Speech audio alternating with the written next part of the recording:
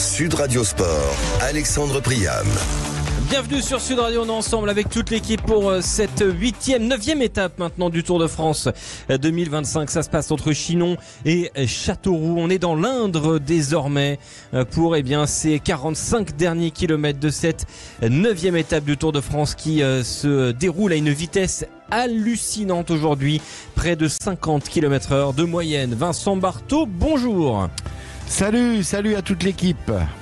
Comment ça va, Vincent ?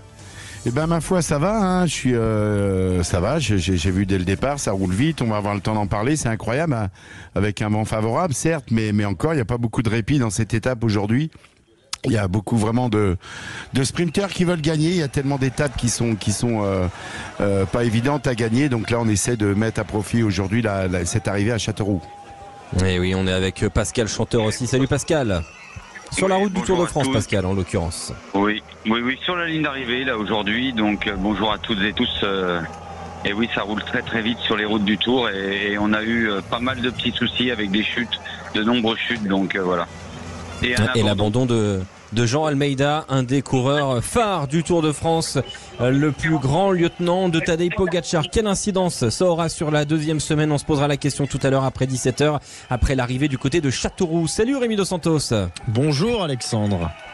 Bonjour Quentin Cabanis. Bonjour Alexandre, bonjour à tous. Je reviens vers Rémi Dos Santos. Justement, on va faire un point sur l'actualité sportive avec du tennis. Et comme le disait Nicolas Gomez il y a quelques instants, une finale à 17h. Une finale la même que Roland Garros. C'est du côté de Wimbledon. Ouais, une finale de rêve tout simplement entre le numéro 1 mondial Yannick Sinner et Carlos Alcaraz numéro 2 avec en jeu ce titre à Wimbledon. On rappelle que Carlos Alcaraz l'avait emporté à Roland il y a un mois au terme d'un match phénoménal en 5-7, plus de 5 heures, et en ayant sauvé des balles de match. Yannick Sinner prendra-t-il sa revanche? On en saura un peu plus bien à partir de 17h. Pour rappel, hier dans la finale dames, il n'y a pas eu match. 6-0 pour Iga Swiatek qui a torpillé tout simplement Amanda Anisimova en finale. Et puis peut-être un dernier titre pour cette saison historique du Paris Saint-Germain. À 21h, les Parisiens champions d'Europe jouent la toute première finale de la Coupe du Monde des clubs à 32. Paris affronte Chelsea, vainqueur de la Ligue Conférence au mois de mai. C'est un petit peu une super coupe de l'UEFA avant l'heure. Surtout, le PSG peut soulever, tu le disais, un 4e titre en 2025. Et puis il y a l'Euro féminin. La phase de groupe se termine ce soir. L'équipe de France affronte les Pays-Bas à 21h. En cas de nul ou de victoire, les Bleus termineront première. Si elles perdent, attention au goal average parce qu'elles pourraient terminer 3e et être éliminées. Et puis un point sur la course avec toi Rémi Dos Santos. 2 hommes en tête dans cette 9e étape du Tour de France. Un abandon et des chutes. On s'attendait à un dimanche tranquille. Ça n'a pas franchement été le cas. Non, on en a déjà parlé. Le vent souffle fort dans le dos, ou de 3 quarts d'eau par rapport aux coureurs. Donc ça va très très vite.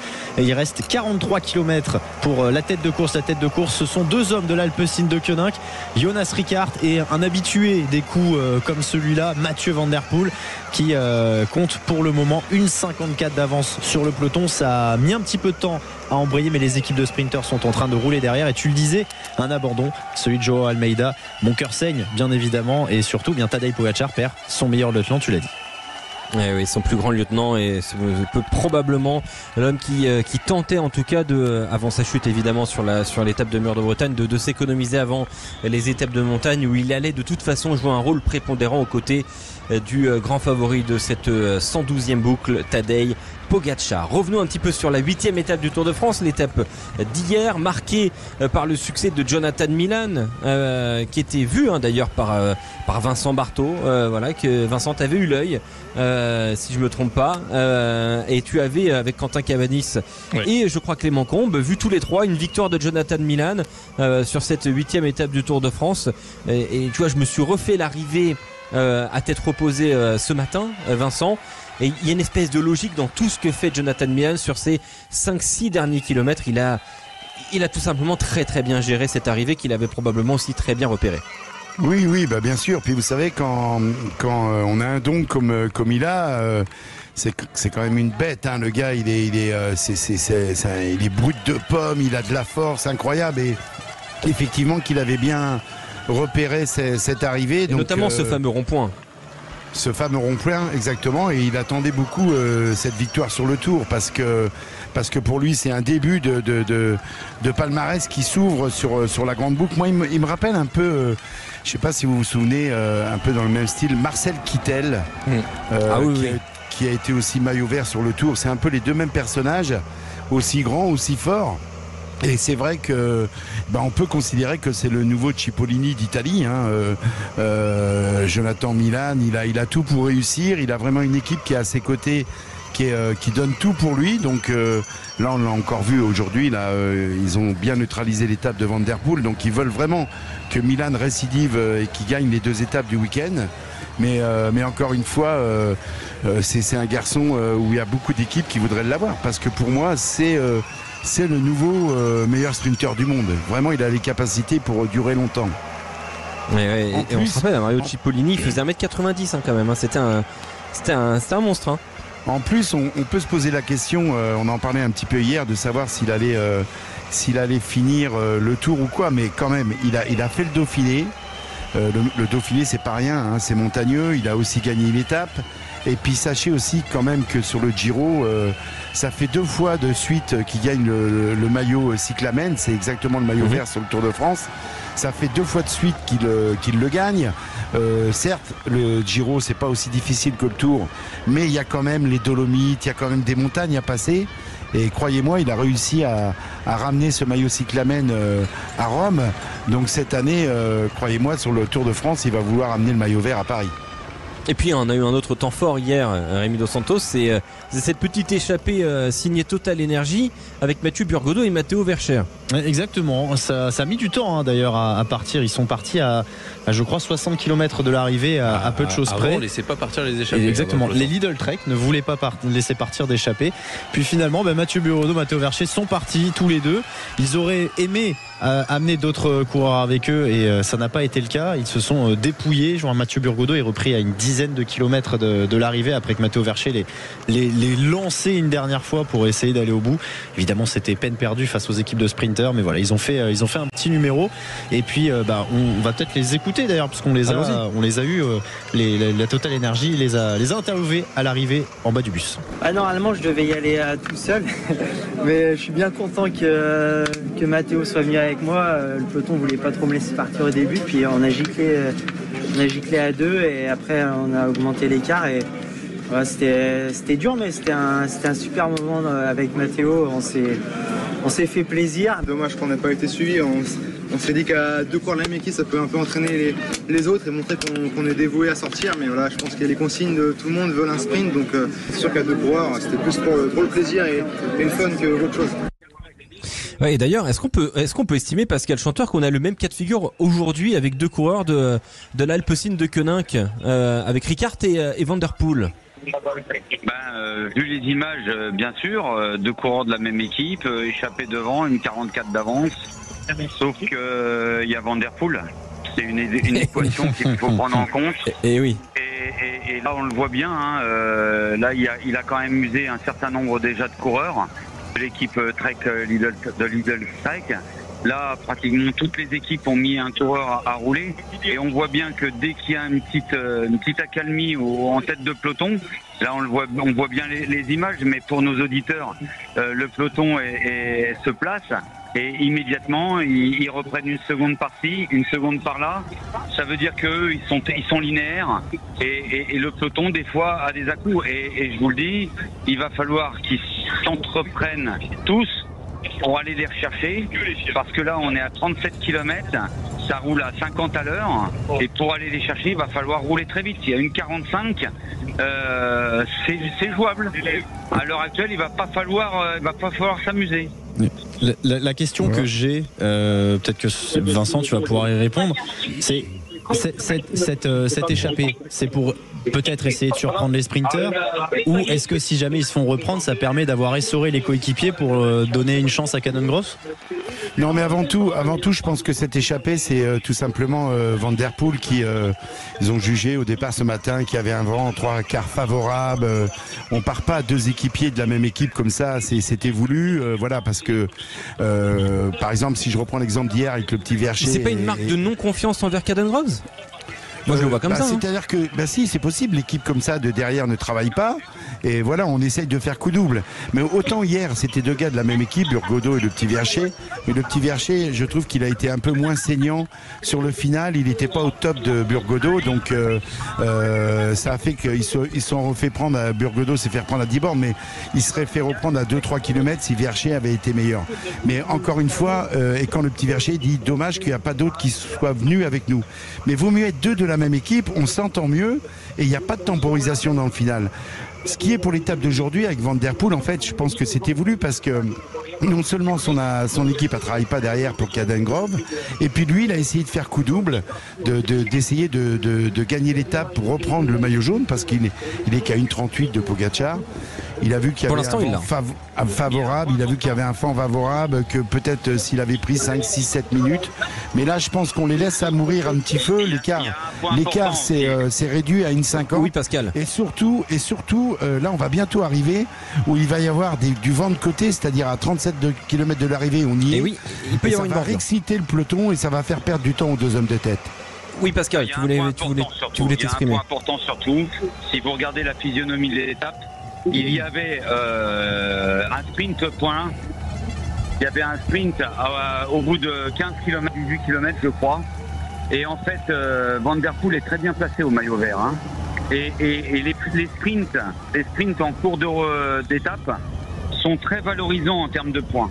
Et comme Van Der Poel est bien placé, et comme il y avait un vent favorable de dos, il s'est dit qu'il fallait tenter quelque chose parce qu'il aurait très bien pu se retrouver dans une échappée de 7 ou 8. Vu qu'ils se sont retrouvés à 2, ils ont été jusqu'au point chaud. Et puis derrière, avec le vent qu'il y a eu et vu qu'ils n'avaient pas de collègues adversaires qui se sont ralliés à leur attaque, et ben ils y ont été banco et puis voilà, mais ça a commencé d'abord avant tout par ce point chaud. Et point important, Rémi Dos Santos, à l'instant, la Israël Première Tech qui fait état d'un vent qui est propice à des bordures, et immédiatement on a replacé Tadej Pogacar en tête du peloton. C'est le point qu'on peut faire avant de faire une petite pause sur Sud Radio. Ouais, exactement, Tadej Pogacar, emmené notamment par Tim Wellens qui porte le maillot à poids pour l'instant, est remonté tout en haut de ce peloton parce que oui, on le savait, sur ces 35-40 derniers kilomètres, il peut y avoir du vent de côté et donc potentiellement des bordures, et on sait qu'il y a des équipes qui sont spécialistes là-dedans, la Visma par exemple ou UAE, donc on se méfie. Et donc ça a aussi fortement accéléré dans ce peloton. Donc l'écart est descendu à 1,41 à 35 km de l'arrivée pour Jonas Rickart et Mathieu Van Der Poel. Dans un instant sur Sud Radio, on va évoquer la Arkea BNB Hotel qui pourrait être en voie de disparition, et puis on aura un invité, Cyril Fontaine, le président du Châteauroux Métropole Cyclisme. On va parler de l'arrivée du côté de la préfecture de l'Indre. À tout de suite sur Sud Radio. Sud Radio Sport, Alexandre Priam. Vous êtes sur Sud Radio Sport. Sud Radio fait son tour de France avec cette 9e étape du Tour, et vraiment une bataille acharnée en tête du peloton pour se placer parce que le vent souffle de côté. Rémi Dos Santos, une bordure pourrait être tentée dans quelques kilomètres, et surtout les 2 coureurs de tête se retrouvent avec un peloton à leur chasse. 1,33, il y avait 10 secondes de plus quand on est parti il y a quelques instants, quelques secondes seulement. Et oui, cet écart il est en train de fondre entre Jonas Rickart, Mathieu Van Der Poel et ce peloton emmené par des équipes de leaders. Et en effet, le vent souffle de côté, donc attention aux bordures.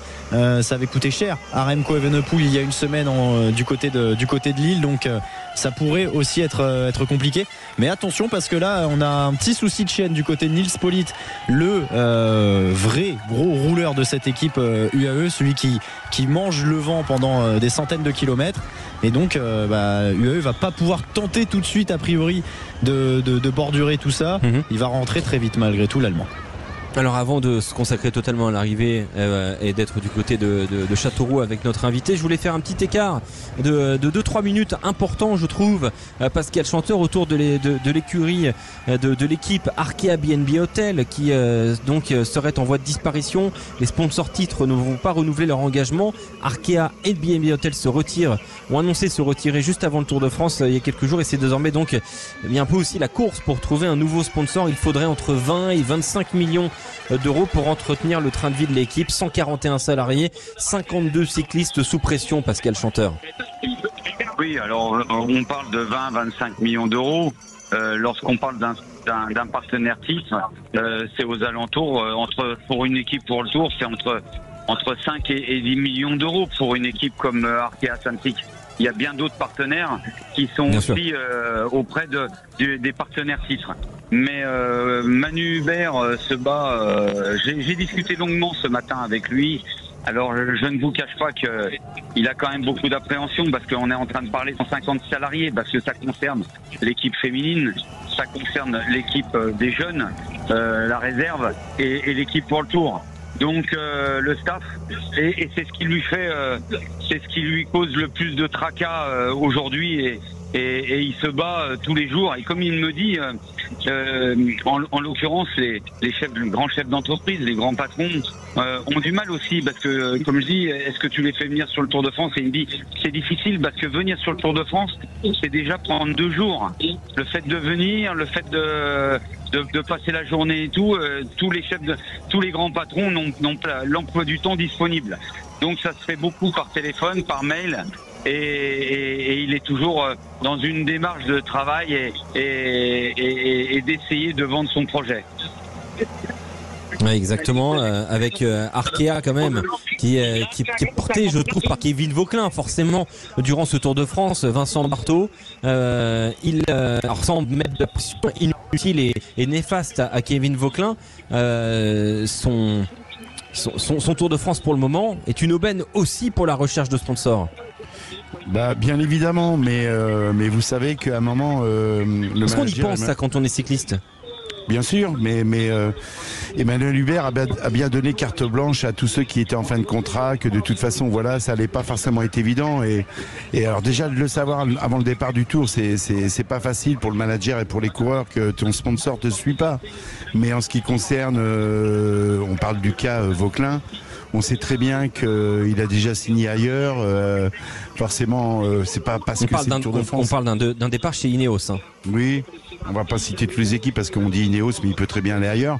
Mais ceci dit, en tout cas, il manque pas de prétendants, ça c'est clair. Ben exactement. Alors c'est pas parce qu'il fait un bon Tour de France, c'est surtout que c'est un jeune qui a de l'avenir. Voilà, il sort d'un bon Tour de Suisse, mais voilà. Alors non seulement tu perds le sponsor, mais tu perds aussi ton leader et surtout 2-3 autres coureurs qui sont très bons. Et je parlerai de Kostju, qui est aussi annoncé chez Ineos.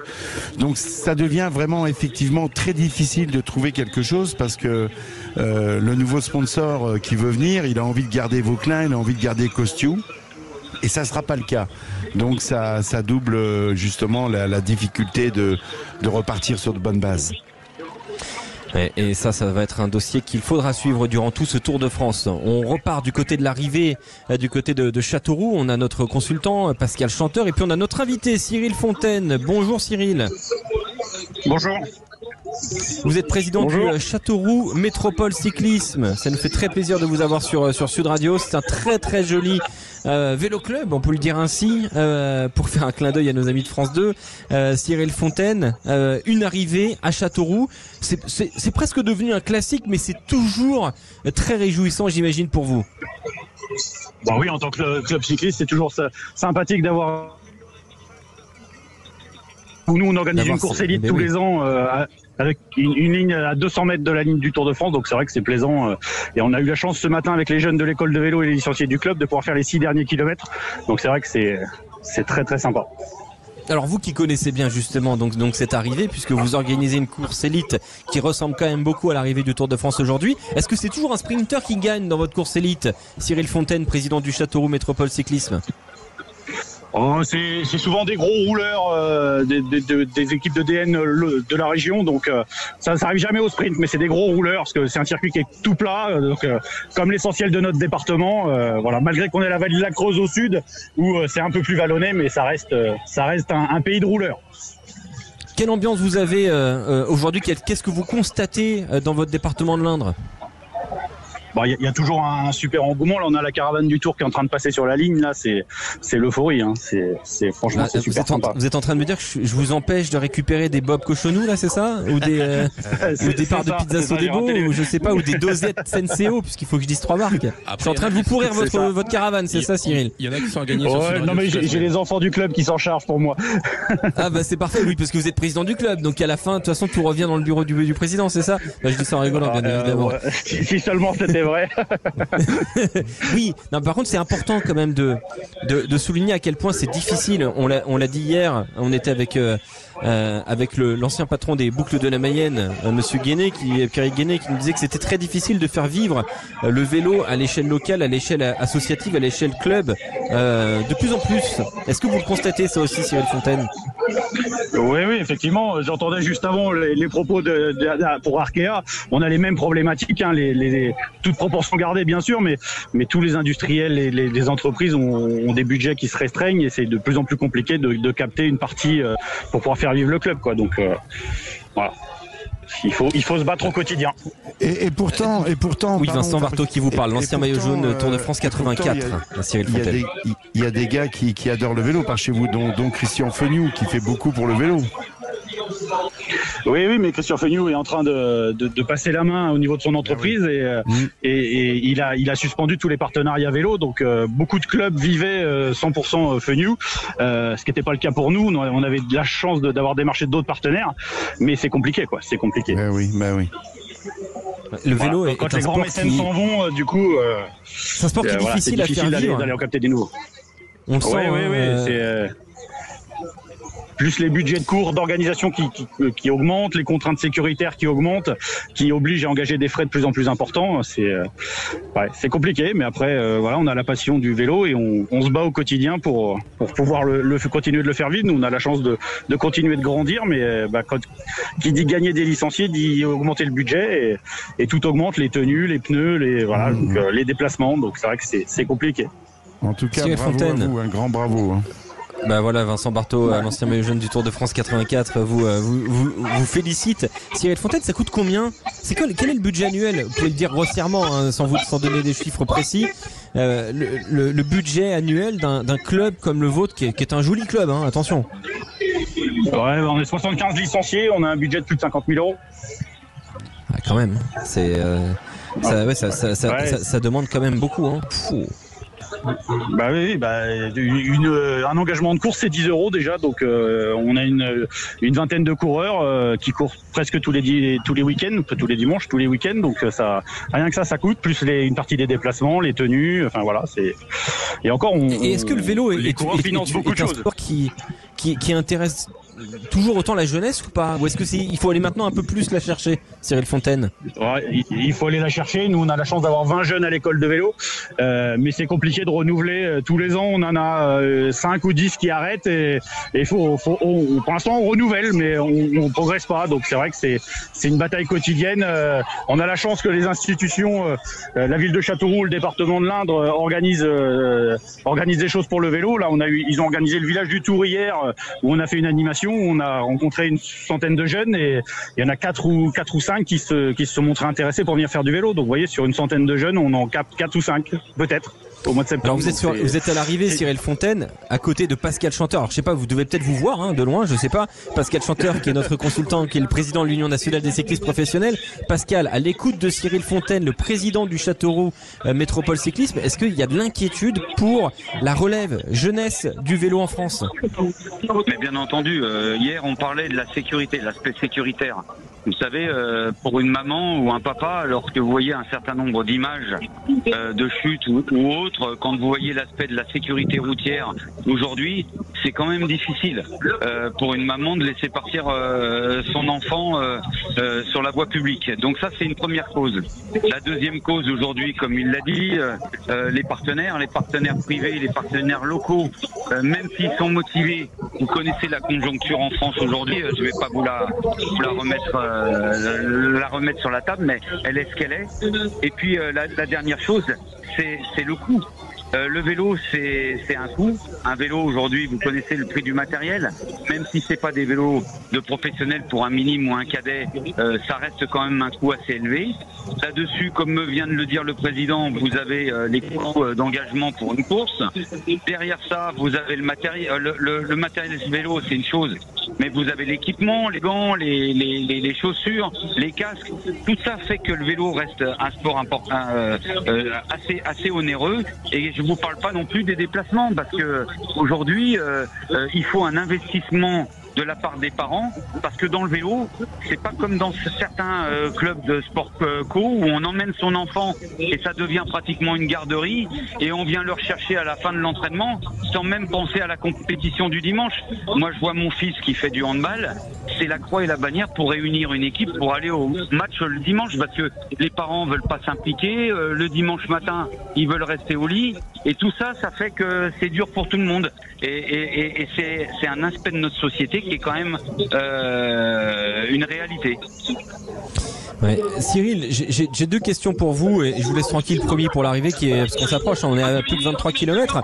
La première question, je suis sûr que tout le monde s'est déjà posé sur Sud Radio, j'imagine. Peut-être que je suis le seul, hein. Mais quand vous organisez une course, quand par exemple le Châteauroux Métropole Cyclisme organise une course, est-ce qu'on doit payer le fait de fermer des routes?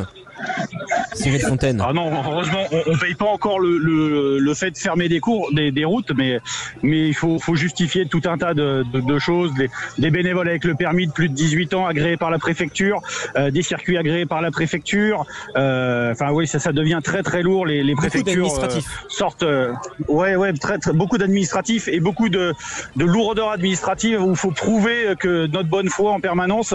Et quand on est bénévole, alors c'est pas moi qui suis responsable des organisations au niveau du club, mais les deux personnes qui s'en occupent sont prêtes à jeter l'éponge parce que on leur demande tellement de choses et on nous menace de sanctions pénales parce que on appelle un bénévole au dernier moment. Oui, mais il n'était pas agréé et ça devient très très lourd. Les bénévoles, et puis moi en tant que président, on sait les responsabilités qu'on a, mais quand on nous menace de sanctions pénales, ça nous donne envie de jeter l'éponge, quoi. Franchement, c'est déroutant. Après, la passion du vélo revient toujours, donc le passer 2 jours après, on dit bon, on y retourne, mais c'est compliqué. J'ai l'impression que Pascal Chanteur voulait intervenir. Vous savez, il ose peut-être pas le dire, mais aujourd'hui, dans les préfectures, dans les administrations françaises, on va pas refaire les débats que vous faites dans les vraies voies. Mais aujourd'hui, c'est d'une lourdeur incroyable. Vous avez aussi des préfets, c'est plus des parapluies qu'ils ouvrent, c'est des parasols. Aujourd'hui, on en est là. Et quand monsieur dit qu'on ne paye pas les frais de route, oui, pour les courses d'ordre régional et autres, mais je vois dans le secteur professionnel, vous les payez. Vous payez un certain nombre de passages sur des grandes voies. Vous payez aujourd'hui les services de police, les frais de police, une fortune. Et on a la chance, je le dis bien, d'avoir un public qui sera à la hauteur de notre sport, c'est-à-dire respectueux, populaire, où les gens quand même s'il y a des fois quelques individus un petit peu avinés et qui ont envie de pousser un coureur ou autre, mais on reste avec un public très respectueux. Mais imaginez si on avait un public à la hauteur de certains autres sports qui viennent à casser, qui viennent à brûler ou qui viennent à faire plein d'autres choses. Voilà. Et ma deuxième question, Cyril Fontaine, pour quelqu'un dans la trentaine qui n'a jamais pratiqué le vélo de façon intensive, seulement récréative ou seulement pour aller au travail, faire du vélo taf, est-ce qu'on peut s'inscrire dans un club et imaginer un jour faire de la compétition même à cet âge-là? Oui, moi j'ai un exemple. J'ai mon meilleur spécialiste de contre-la-montre s'est mis au vélo sur le tard. Il a actuellement 38 ans. Il est champion régional de chrono l'année dernière. Cette année on n'en a pas, mais et il s'est mis sur le vélo sur le tard. Donc non, ça peut. Après c'est comme tout, c'est de la persévérance et on arrive à tout. Voilà, on arrive à progresser très rapidement quand on est assidu au vélo. Merci beaucoup Cyril Fontaine et belle arrivée dans votre ville de Châteauroux. Vous êtes le président du Châteauroux Métropole Cyclisme, un très très joli club de vélo que vous pouvez retrouver évidemment sur les réseaux sociaux avec notamment une page Facebook qui est très très documentée qu'on vous conseille. Merci beaucoup Cyril Fontaine. Merci à vous. Et tiens, c'est vraiment devenu une institution. Quel est votre pronostic aujourd'hui Cyril Fontaine? Milan pour Cyril Fontaine. Dans l'oreillette de Cyril Fontaine, on lui a dit Jonathan Milan. Pour vous, jouez aussi chez vous. Dans votre oreillette, on vous dit qui? Dans un instant, les spécialistes répondent. On va lancer l'oreillette Sud Radio. À tout de suite. Merci Cyril Fontaine. Sud Radio Sport, Alexandre Priam. Vous êtes sur Sud Radio, on est à moins de 20 km de l'arrivée avec un peloton qui se regarde. Il n'y a pas eu de bordure, Rémi Dos Santos. Le vent n'a peut-être pas assez soufflé. Et bien... une petite cassure, oui, avec un deuxième peloton effectivement, mais on sent qu'on a laissé un peu plus de marge d'un coup à Van Der Poel et Rickaert. C'est bien simple, il y avait 30 secondes d'écart il y a à peu près 3-4 km. On est à 18,5 km de l'arrivée à Châteauroux. Il y a 1,02. Ils ont repris à peu près 30 secondes, les deux hommes d'Alpecin de Koenig, parce que tout d'un coup, eh bien, le peloton s'est arrêté. On a eu pendant plusieurs kilomètres un énorme effort effectué par les équipes de leaders, notamment la Visma avec un Wout van Aert qui a pas laissé sa part au chien. Est-ce qu'il a sauté quand même Simon Yates a priori, j'ai l'impression. Exactement, il y a beaucoup de monde qui a sauté. Il y a quand même 3 coéquipiers de Tadej Pogačar, Polić, Sivakov et Adam Yates. Il y a son frère jumeau Simon Yates. Et il y a aussi des coureurs par-ci par-là, Santiago Buitrago et Lenny Martinez, les deux leaders de la bataille. Ben O'Connor est lâché avec quasiment toute l'équipe Jayco. Julien Alaphilippe a lâché aussi. On a Valentin Madouas pour les Français également. Alors pourquoi on ralentit là? C'est pour faire quoi? Pour faire revenir un petit peu tout le monde? On change d'idée? Je sais pas. En tout cas, c'est bizarre. Oui. On a une drôle de rythmique à l'avant de ce peloton et du coup, ça laisse un peu de marge à Mathieu Van Der Poel. Alors du coup, est-ce que Mathieu Van Der Poel peut faire le coup incroyable d'aller s'imposer aujourd'hui? C'est l'oreillette. Sud Radio fait son tour de France. Dans l'oreillette. Ici Clarence, à vous, terminé. Itinéraire, je te capte plus là. Roger. Alors si je peux me permettre de te donner un conseil, c'est oublie que t'as aucune chance, vas-y fonce. On sait jamais, sur un malentendu ça peut marcher. Allô. Félicitations, 9 bons pronostics sur 11 dimanche dernier. Vincent, je pensais que tu allais nous dire allô pour répondre au jingle. Je me suis dit il va le refaire. Vous savez, l'oreillette Sud Radio, ce sont les pronostics Sud Radio. Alors parce que les cyclistes ont des oreillettes, donc on a trouvé ça comme idée. Dans mon oreillette, on me dit qu'un tel va gagner. Mais là, on a un cas de figure qui n'était pas franchement attendu peut-être aujourd'hui. Ce qui amène comme et oui donc là on est sur quelque chose de très très intéressant. Je vous rappelle le classement de l'oreillette parce que toute l'équipe Sud Radio y participe. Vous pouvez aussi le faire chez vous. D'ailleurs, venez au 0826 300 300, donnez votre oreillette, votre favori pour cette 9e étape. Vous êtes le bienvenu, on vous prend à l'antenne avec un immense plaisir. Pour l'instant, le leader c'est Rémi Dos Santos, 5 bonnes oreillettes sur 8 quand même. Très fort Rémi Dos Santos au pronostic. Deuxième, merci. Pascal Chanteur à égalité avec Vincent Barthaud. 3 du coup ensuite on a Quentin et moi à 3 victoires, Quentin Fredon à 2 victoires et Clément Combe à 2 victoires. Alors dans votre oreillette, on vous dit qui? On commence par Vincent Barthaud. Dans ton oreillette, on te dit qui aujourd'hui? Je vais redire Jonathan Milan. Mais moi j'ai une petite précision, si vous m'aviez accordé Evenepoel à Caen, je serais en tête, vous n'avez pas été sympa. Ouais, mais t'as répondu, il avait déjà gagné. Mais oui, voilà, c'est ça le problème. T'as répondu, il lui restait 5 km. Mais non, vous rigolez, je l'ai sur le téléphone, il était parti depuis 800 mètres et j'étais tellement pris à Caen, j'ai loupé le prono. Non. Et puis il y a aussi la fois où tu nous as dit Nils Pollitt. Non, après c'est mon téléphone qui a mal le Poggi s'est transformé en Pollitt et du coup Pascal Chanteur m'a dit non, il a dit Nils Pollitt. Donc voilà. Donc du coup aujourd'hui tu nous dis qui? Là je vous dis Jonathan Milan, mais ils reprennent un peu espoir, ça va être chaud quand même. Et ouais, ça va être très très très chaud effectivement. Jonathan Milan pour Vincent Barthaud. Pascal Chanteur, dans ton oreillette on te dit qui? Mathieu Van Der Poel. Ah voilà, l'échappée va gagner. Eh bien je te rejoins Pascal. Dans mon oreillette on me dit Mathieu Van Der Poel. Rémi Dos Santos. Moi je suis joueur, moi je tente le Jonas Rickaert. Ils finissent à 2, ils le laissent gagner. Oui, c'est vrai en plus. Et c'est ce que j'allais dire. S'ils arrivent ensemble, c'est pas Van Der Poel qui va gagner.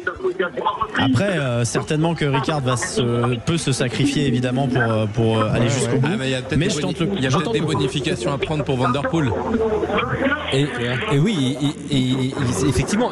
Pascal Chanteur, quelles conditions faut-il réunir pour une victoire de Van Der Poel? Parce que c'est quand même osé ce qu'on fait tous les deux à tenter Van Der Poel. Non mais là on se mouille. Je veux dire, mais quand je vois la physionomie du peloton, où il n'y a pas une véritable entente en tête de peloton, les équipes se regardent un petit peu, c'est qui il n'y a pas une véritable bagarre en tête de peloton à l'heure actuelle. Il y a encore un coéquipier de Pogačar lâché. Par contre, voilà, si Mathieu Van Der Poel doit gagner, il va falloir que son équipier se sacrifie corps et âme. Là, il a un contre-la-montre de 14 km à faire, 14, peut-être 10. Mais il va falloir se donner, ils sont déjà à fond depuis quand même pas mal de temps. Ils se sont mis à fond depuis une trentaine de kilomètres. Les combinaisons sont salées. C'est impressionnant. Ils ont perdu beaucoup de sels minéraux, on le voit bien. Mais vous avez vu aussi qu'ils sont régulièrement ravitaillés, ce qui n'est pas toujours le cas dans le peloton, attention, hein. Même si c'est bien plus facile dans le peloton à rouler, hein. Mais je vais vous dire, ça va être serré, ça va être très très très serré, ça va jouer à peu de choses. Mais vous savez aujourd'hui... Vincent Barthaud, je récapitule Vincent. Tu as dit Jonathan Milan, je dis Van Der Poel avec Pascal Chanteur et Rémi Dos Santos a dit Ricard. Avant d'entendre Quentin Cavanis, Vincent, tu voulais ajouter quelque chose? Oui, non, je voulais dire une journée comme aujourd'hui, il faut savoir, c'est 8 à 10 bidons par coureur dans une étape comme ça aujourd'hui au niveau du ravitaillement. On dit 2 bidons par heure, c'est impressionnant, hein. C'est 1 litre par heure. Hein. Ah oui, non mais il faut boire, il faut s'asperger, il fait énormément chaud, donc... Mais là on va avoir un beau final, c'est sympa. Ouais, un peu plus intéressant qu'hier, effectivement, a priori. Quentin Cavanis, dans ton oreillette, on te dit qui? Ah, c'est dur, hein. Je me suis dit, vas-y, continue à faire tourner. Quand il va arriver aux 9 km, ils ont toujours 1 minute 20 d'avance. Je vais dire Van Der Poel. Mais bon, bah écoute... Tim Merlier? Non, ça c'est ton chouchou. Moi dans les deux ce serait Milan, mais ouais, allez, je vais dire Milan. Milan pour donc Clément Combossi, ça y est, sachez-le aussi, qu'on vous retrouverez le week-end prochain sur Sud Radio fait son tour de France. Van Der Poel gagne, hein. Ah, ça serait extraordinaire que Van Der Poel gagne. Et d'ailleurs, on parlera de ça entre 17h et 18h. Mais tout à l'heure, Thierry Gouvenou a fait une sortie quand même très très saignante sur les sprinteurs et sur les équipes de sprinteurs en disant que si ça continuait comme ça, il n'y aurait plus d'étapes pour sprinteurs sur le Tour de France. Il a été quand même très très saignant et il y aura pas mal de choses à dire là-dessus parce que c'est déjà une sortie qu'il avait fait l'année dernière en disant que les sprinteurs n'animaient plus la course comme il le fallait avec autant de sérieux qu'il le fallait avant et en empêchant toutes les sorties. Il y aura beaucoup de choses à dire. C'est un petit peu le serpent qui se mord la queue. Mais bien sûr, j'irai plus loin un peu après. Là, peut-être que la sortie de Van Der Poel va leur donner envie d'encore moins lâcher du lest aux gens parce qu'il est en train de faire rouler tout le peloton, Mathieu Van Der Poel. Hein. Et on l'évoquera évidemment entre 17h et 18h. Vous avez entendu toutes les oreillettes sur Sud Radio. Les timings sont bons. On va faire une toute petite pause et vous allez suivre les 10 derniers kilomètres en direct et en intégralité. Sud Radio Sport, Alexandre Priam. Vous êtes sur Sud Radio, la radio du Tour de France avec eh bien la Bahreïn qui reprend en main eh bien la tête de ce peloton qui est en chasse.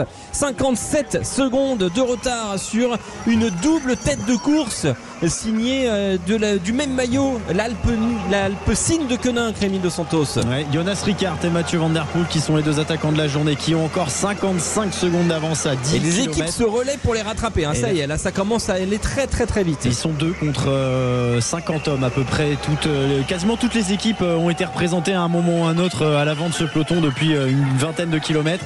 Actuellement, tu l'as dit, il y a les Bahreïn pour Phil Bauhaus. On a également eu les Visma, certainement pour Wout van Aert qui a pourtant beaucoup bossé au moment de la tentative de bordure.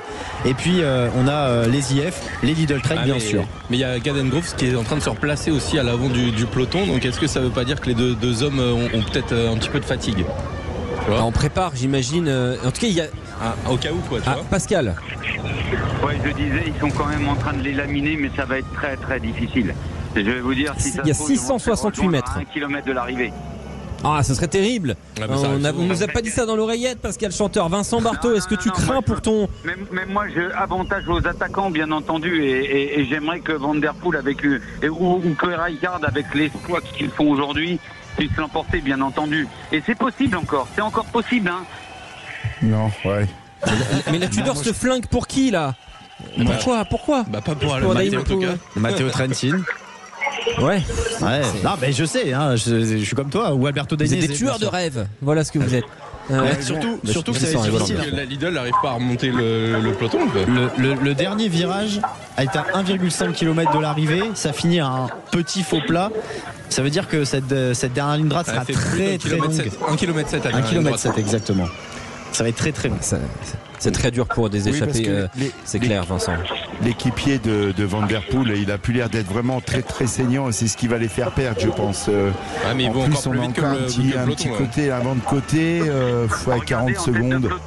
Les deux Koenig font du boulot pour aider leurs deux équipiers qui sont en tête de course. Ils essayent de casser les relais. Comment on casse des relais, Pascal Chanteur? Oui, comment on fait ça? dans les relais. Oui, ils viennent si tu veux se mettre à côté des gars de la Trek, mais à un moment où tu te fais dégager, c'est pas le rôle de les gêner. Il faut automatiquement l'équipe qui a envie d'emmener son sprinter dégage les gars qui viennent les emmerder. Et là, vous voyez, l'écart redescend vraiment, à peine 40 secondes, 7 km. Ouais, c'est dommage. Je pense pas qu'ils vont aller au bout en fait. Aïe, l'oreillette qui est en train de partir en fumée, c'est terrible. Et Jonathan Milin, en tout cas son équipe, essaye toujours de rattraper. Mais oui, il y a effectivement un coureur de l'Alpecin qui est là entre deux coureurs. Et quand ça va être à lui, il va descendre en vitesse, c'est ça? Le problème, c'est qu'il n'y a pas vraiment une équipe qui a pris les choses en main. Mais on perd quand même du temps en ce qui concerne Van Der Poel. Donc quand il va y avoir vraiment une équipe qui va s'y mettre sur une simple accélération, ils vont perdre plus de 20 secondes d'un coup, donc ça va être compliqué. Que faut-il faire là? Van Der Poel doit partir en chasse tout seul, doit faire le tempo tout seul. Effectivement, s'il sent que Richcard n'est plus d'aide pour lui, il va falloir qu'il parte. Dans 2-3 km, faut qu'il essaie de tenter le tout pour le tout. Et on voit la Uno-X qui est en train de rouler pour Varenskold, je pense. Le staff de la Lidl qui est dans les oreillettes est en train de les encourager en leur disant allez. Ils sentent que c'est le moment où il faut appuyer. Oui, parce que les Trek aussi, comme ils ont gagné avec Milan, c'est plus trop à eux de faire le travail. Mais ça accélère tellement qu'il y a des cassures. Ça casse. Il y a Remco qui a suivi les 3 premiers du peloton qui ont créé un écart avec l'avant du peloton. C'est en train. Il y a une extrême tension quand même dans cette tête de peloton, Rémi Dos Santos. Oui, attention à ce que justement quand ça se resserre, ça ne tergiverse pas à nouveau, parce que là il y avait 2 Uno-X et un Lidl Trek qui ont accéléré fortement. Ça a cassé à l'avant du peloton. On a Remco en tête de peloton là actuellement. Remco qui a fait le jump et qui maintenant mène avec un tout petit braquet comme ça là. Pour Tim Merlier peut-être, a priori Remco Evenepoel se mue en il y a un rond-point d'écart. Les équipes de sprinters qui n'ont pas gagné, donc automatiquement elles vont prendre les choses en main. Du côté des Trek, on leur a dit nous ça y est, on a déjà gagné. Du côté de la Quick Step, on a déjà gagné. Donc c'est plutôt aux autres équipes qui n'ont pas de succès aujourd'hui, c'est-à-dire du côté de Phil Baos, de Uno, d'Arnaud Delis peut-être, qu'ils roulent s'ils veulent aller gagner une étape. On voit. Là ça y est, on les voit en fond. Derrière il y a quoi? Il y a 300 mètres d'écart, pas plus. Et 6 km à parcourir, ça va être d'une tension incroyable, Rémi Dos Santos. Il faut qu'il parte tout seul, Van Der Poel. Faut qu'il parte tout seul maintenant. T'as raison Vincent. Il faut qu'il se fasse le coup tout seul maintenant, Mathieu Van Der Poel, s'il en a les moyens, Pascal. Ça y est, il est parti. Tout seul, Van Der Poel. Ça y est, et voilà. C'est sa seule chance. Et elle est magnifique. Et Châteauroux qui ont mis le panneau Cavendish City, ça c'est grandiose. Bravo à la ville de Châteauroux d'avoir fait ça. Ça c'est très très drôle. Je trouve que c'est un petit peu tôt du côté de Van Der Poel. Il aurait pu attendre un petit peu encore un kilomètre. Mais si les cuits sont coéquipiers. Là il part en contre-la-montre. Comment on gère cet effort? Comment on fait, Pascal? Ce qui est important, c'est que Van Der Poel, il va perdre pratiquement aucune seconde dans les virages. Parce que vous connaissez sa dextérité sur un vélo. Donc maintenant il a 28 secondes, il a une trentaine de secondes, on est à 5 km de l'arrivée. Tout est jouable encore, tout est jouable. Ouais. Et c'est la Arkea qui roule maintenant, Rémi Dos Santos, probablement pour Arnaud Démare. Et certainement pour Arnaud Démare, bien évidemment. On a mis 2 coureurs de l'équipe Arkea à rouler. Derrière c'est les IF. Vraiment, quand je dis que c'est Mathis Lebert qui est en train de rouler, c'est ça? Tout le peloton derrière Van Der Poel. Et Amaury Capio. Regarde, tout le monde est mort. Tout le monde est mort. Il va le faire. S'il continue comme ça, il va le faire peut-être, Mathieu Van Der Poel, Rémi Dos Santos. 30 secondes, 5,2 km de l'arrivée pour Mathieu Van Der Poel. Et derrière ça relance avec des Soudal, avec tout le monde est en train de piocher là. de la Lidl Trek, et toujours quelques Alpecin de Koenig qui viennent aux avant-postes pour casser les relais. C'est pas qu'ils sont en train de piocher, c'est que les 2 Koenig qui viennent semer le trouble. Il y a les 2 Koenig qui viennent semer le trouble parce qu'il n'y a plus d'équipe avec 4-5 coureurs à rouler. Ils sont 1 à 1. La Groupama maintenant se met en place. C'est la Groupama. Oui, c'est elle. Avec Paul Pénoët cette fois. Je crois. Jonas Rickaert a été repris déjà par le peloton. Il n'a pas perdu de temps sur les 500 derniers mètres. Mathieu Van Der Poel. Et ça roule fort pourtant avec Lewis Aski. Lewis Aski qui est Vincent en train Barthaud de mener le peloton. Oui, Vincent. Oui, bah écoutez, derrière il y a beaucoup de temporisation parce que les Trek ils se sont dit allez nous ça fait plus de 100 bandes qu'on roule donc démerdez-vous et en fait ça a désorganisé un peu la poursuite et là maintenant c'est l'équipe qui va la prendre en main alors c'est difficile hein, là on voit tantôt Tudor, on voit une fois les UnoX, on voit une fois l'équipe de la Française des Jeux. Alors voilà, maintenant vraiment là ça se met à rouler à 3 km 700, 800, 900 de l'arrivée et c'est là que ça va être difficile parce que Van Der Poel. Et pourtant il met tout Van Der Poel. S'il avait une chance de gagner, c'était si vraiment il y avait de la temporisation du peloton, mais je crois que là il est parti un petit kilomètre trop tôt à mon avis. Mais bon, j'espère Rémi Dos Santos. Ça roule fort, hein, ça roule fort. C'est les Tudor de nouveau qui vont essayer. Vous êtes sur Sud Radio, 3,7 km de l'arrivée sur cette 9e étape, Rémi. Tudor, Lidl Trek pour Jonathan Milan, évidemment les Tudor pour Trentin, la Groupama FDJ avec évidemment Paul Pénoët, Tim Merlier et son maillot de champion d'Europe sont là et 18 secondes seulement d'avance pour Mathieu Van Der Poel dans les rues de Châteauroux, 3,5 km d'effort supplémentaire, il la mériterait en effet. Jonas Rickaert il sera récompensé du combatif du jour, mais Mathieu Van Der Poel pour l'instant il a rien entre guillemets hormis la gloire sur cette étape. Il va essayer de tenir 15 secondes, 3,3 km. Ça paraît compliqué, hein. Ça paraît compliqué parce que là on est bien en place. Il ne peut que gagner que s'il y a de la temporisation derrière. C'est normal, ça fait je sais pas combien de kilomètres qu'il est échappé, mais si derrière ça se met vraiment à rouler, il a aucune chance. Regardez 10 secondes maintenant, 11 secondes, ça va être très très compliqué malheureusement. Et le peloton en file indienne, hein, Pascal Chanteur, en file indienne, là ça va très très vite. Non mais là c'est râpé, là on est à un peu plus de 2,5 km. Là ça s'arrêtera plus, ça va faire qu'accélérer. Ils mettent sur orbite les sprinters, il va se faire revoir à la Flamme Rouge ou un peu avant. Ouais, ça paraît compromis.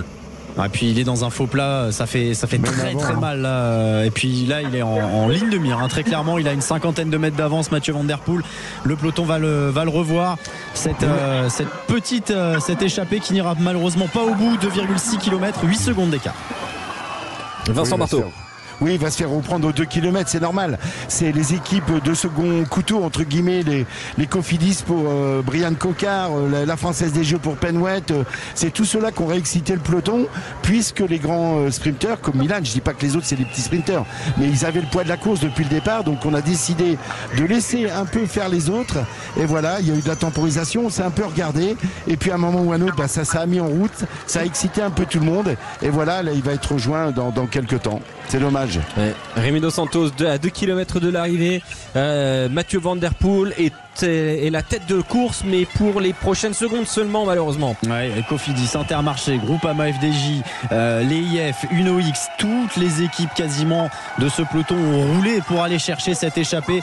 Et finalement, eh bien, il n'aura manqué que quelques étoiles, quelques centaines de mètres à Mathieu Van Der Poel pour aller au bout.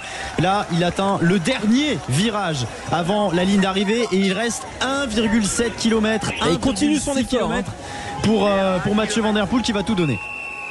Il maintient son effort, Mathieu Van Der Poel. On bascule sur cette dernière ligne droite, totalement avec toi Rémi Dos Santos pour votre confort d'écoute, où vous n'avez qu'une voie pour vous guider jusqu'à la fin de cette 9e étape du Tour de France. 6 secondes, 7 secondes, ça aussi actuellement dans l'écart entre la tête du peloton et Mathieu Van Der Poel.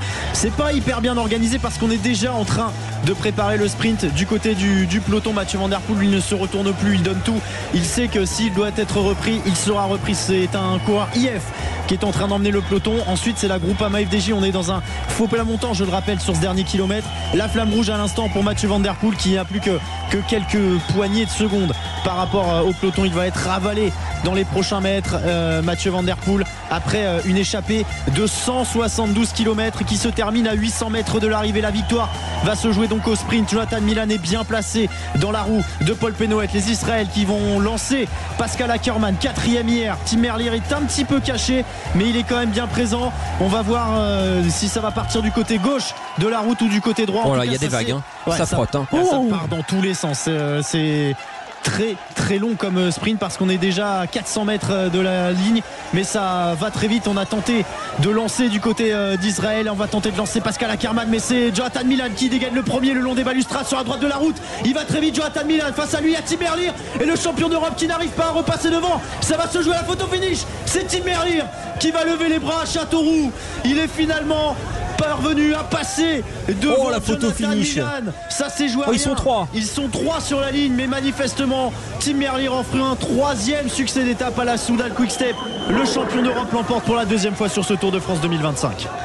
Incroyable. Il l'a sauté sur la fin, Vincent Barthaud. Oui, deuxième fois devant Jonathan Milan. Encore une fois, Milan il l'a lancé encore un peu tôt et Merlier il sait comment Milan en fait ses sprints et il a plutôt tendance à attendre le dernier moment et comme ça il a un peu plus de punch. Il a réussi à encore une fois le sauter sur la ligne. On l'a vu à 50 mètres de l'arrivée que Merlier allait pouvoir l'emporter aujourd'hui. Tim Merlier était la bonne oreillette du jour, Pascal Chanteur, et personne ne l'a aujourd'hui. Belle victoire, très belle victoire pour Tim Merlier. J'ai l'impression quand même qu'il a dû remonter le peloton sur une 15-20 de mètres. C'était très difficile pour lui parce qu'il n'était pas très bien placé au départ, Pascal Chanteur. Ouais, mais Tim Merlier, c'est un sprinter qui est capable de gicler dans les derniers hectomètres. Comme on le disait depuis pas mal de jours, Milan, il a besoin d'être lancé alors que Tim Merlier a un coup de rein impressionnant et il est capable Tim Merlier. de changer la donne dans les 50 derniers mètres. Oui, puis là il n'y a pas photo finish. Il a plus d'une roue d'avance. D'ailleurs, il est le seul à avoir levé les bras. Il a levé les bras avec une certitude. C'est clair et net. Et le 3e, je crois que c'est Arnaud Delis. C'est Arnaud Delis qui fait un beau sprint. En effet. Et ce qui est fou, c'est que Tim Merlier, il essaye de prendre la roue de Milan à une centaine de mètres de la ligne. Il doit ralentir. Il freine pas évidemment, mais il ralentit parce qu'on lui ferme la porte. Il y a un Israël qui lui ferme la porte. Et du coup, il passe de l'autre côté. Et il parvient à l'emporter avec quand même une roue d'avance sur Jonathan Milan. Quelle impressionnante cette victoire de Tim Merlier. Et la magnifique image de ASO et de France Télé. Franchement, sur l'arrivée des 3 avec le jeté de vélo, c'était magnifique. Arnaud Delis qui fait une très belle 3e place et Tim Merlier donc qui est le vainqueur de cette 9e étape du Tour de France entre Chinon et Châteauroux. Une nouvelle victoire pour lui. Oui, Pascal. Et n'oublions pas Van Der Poel quand même repris à 900 mètres de la ligne d'arrivée. Une formidable épopée avec son équipier Ricard. Et donc chapeau bas parce que depuis début de semaine, il n'aura pas compté ses coups de pédale. C'est clair.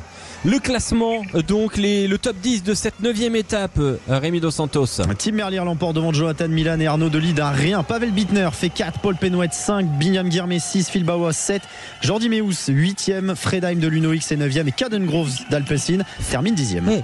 Fredheim, il fait 9 en ayant crevé à quoi 12 km de l'arrivée. Pas plus. Il est revenu très très fort. C'est parce qu'il était franchement mal embarqué, Fredheim.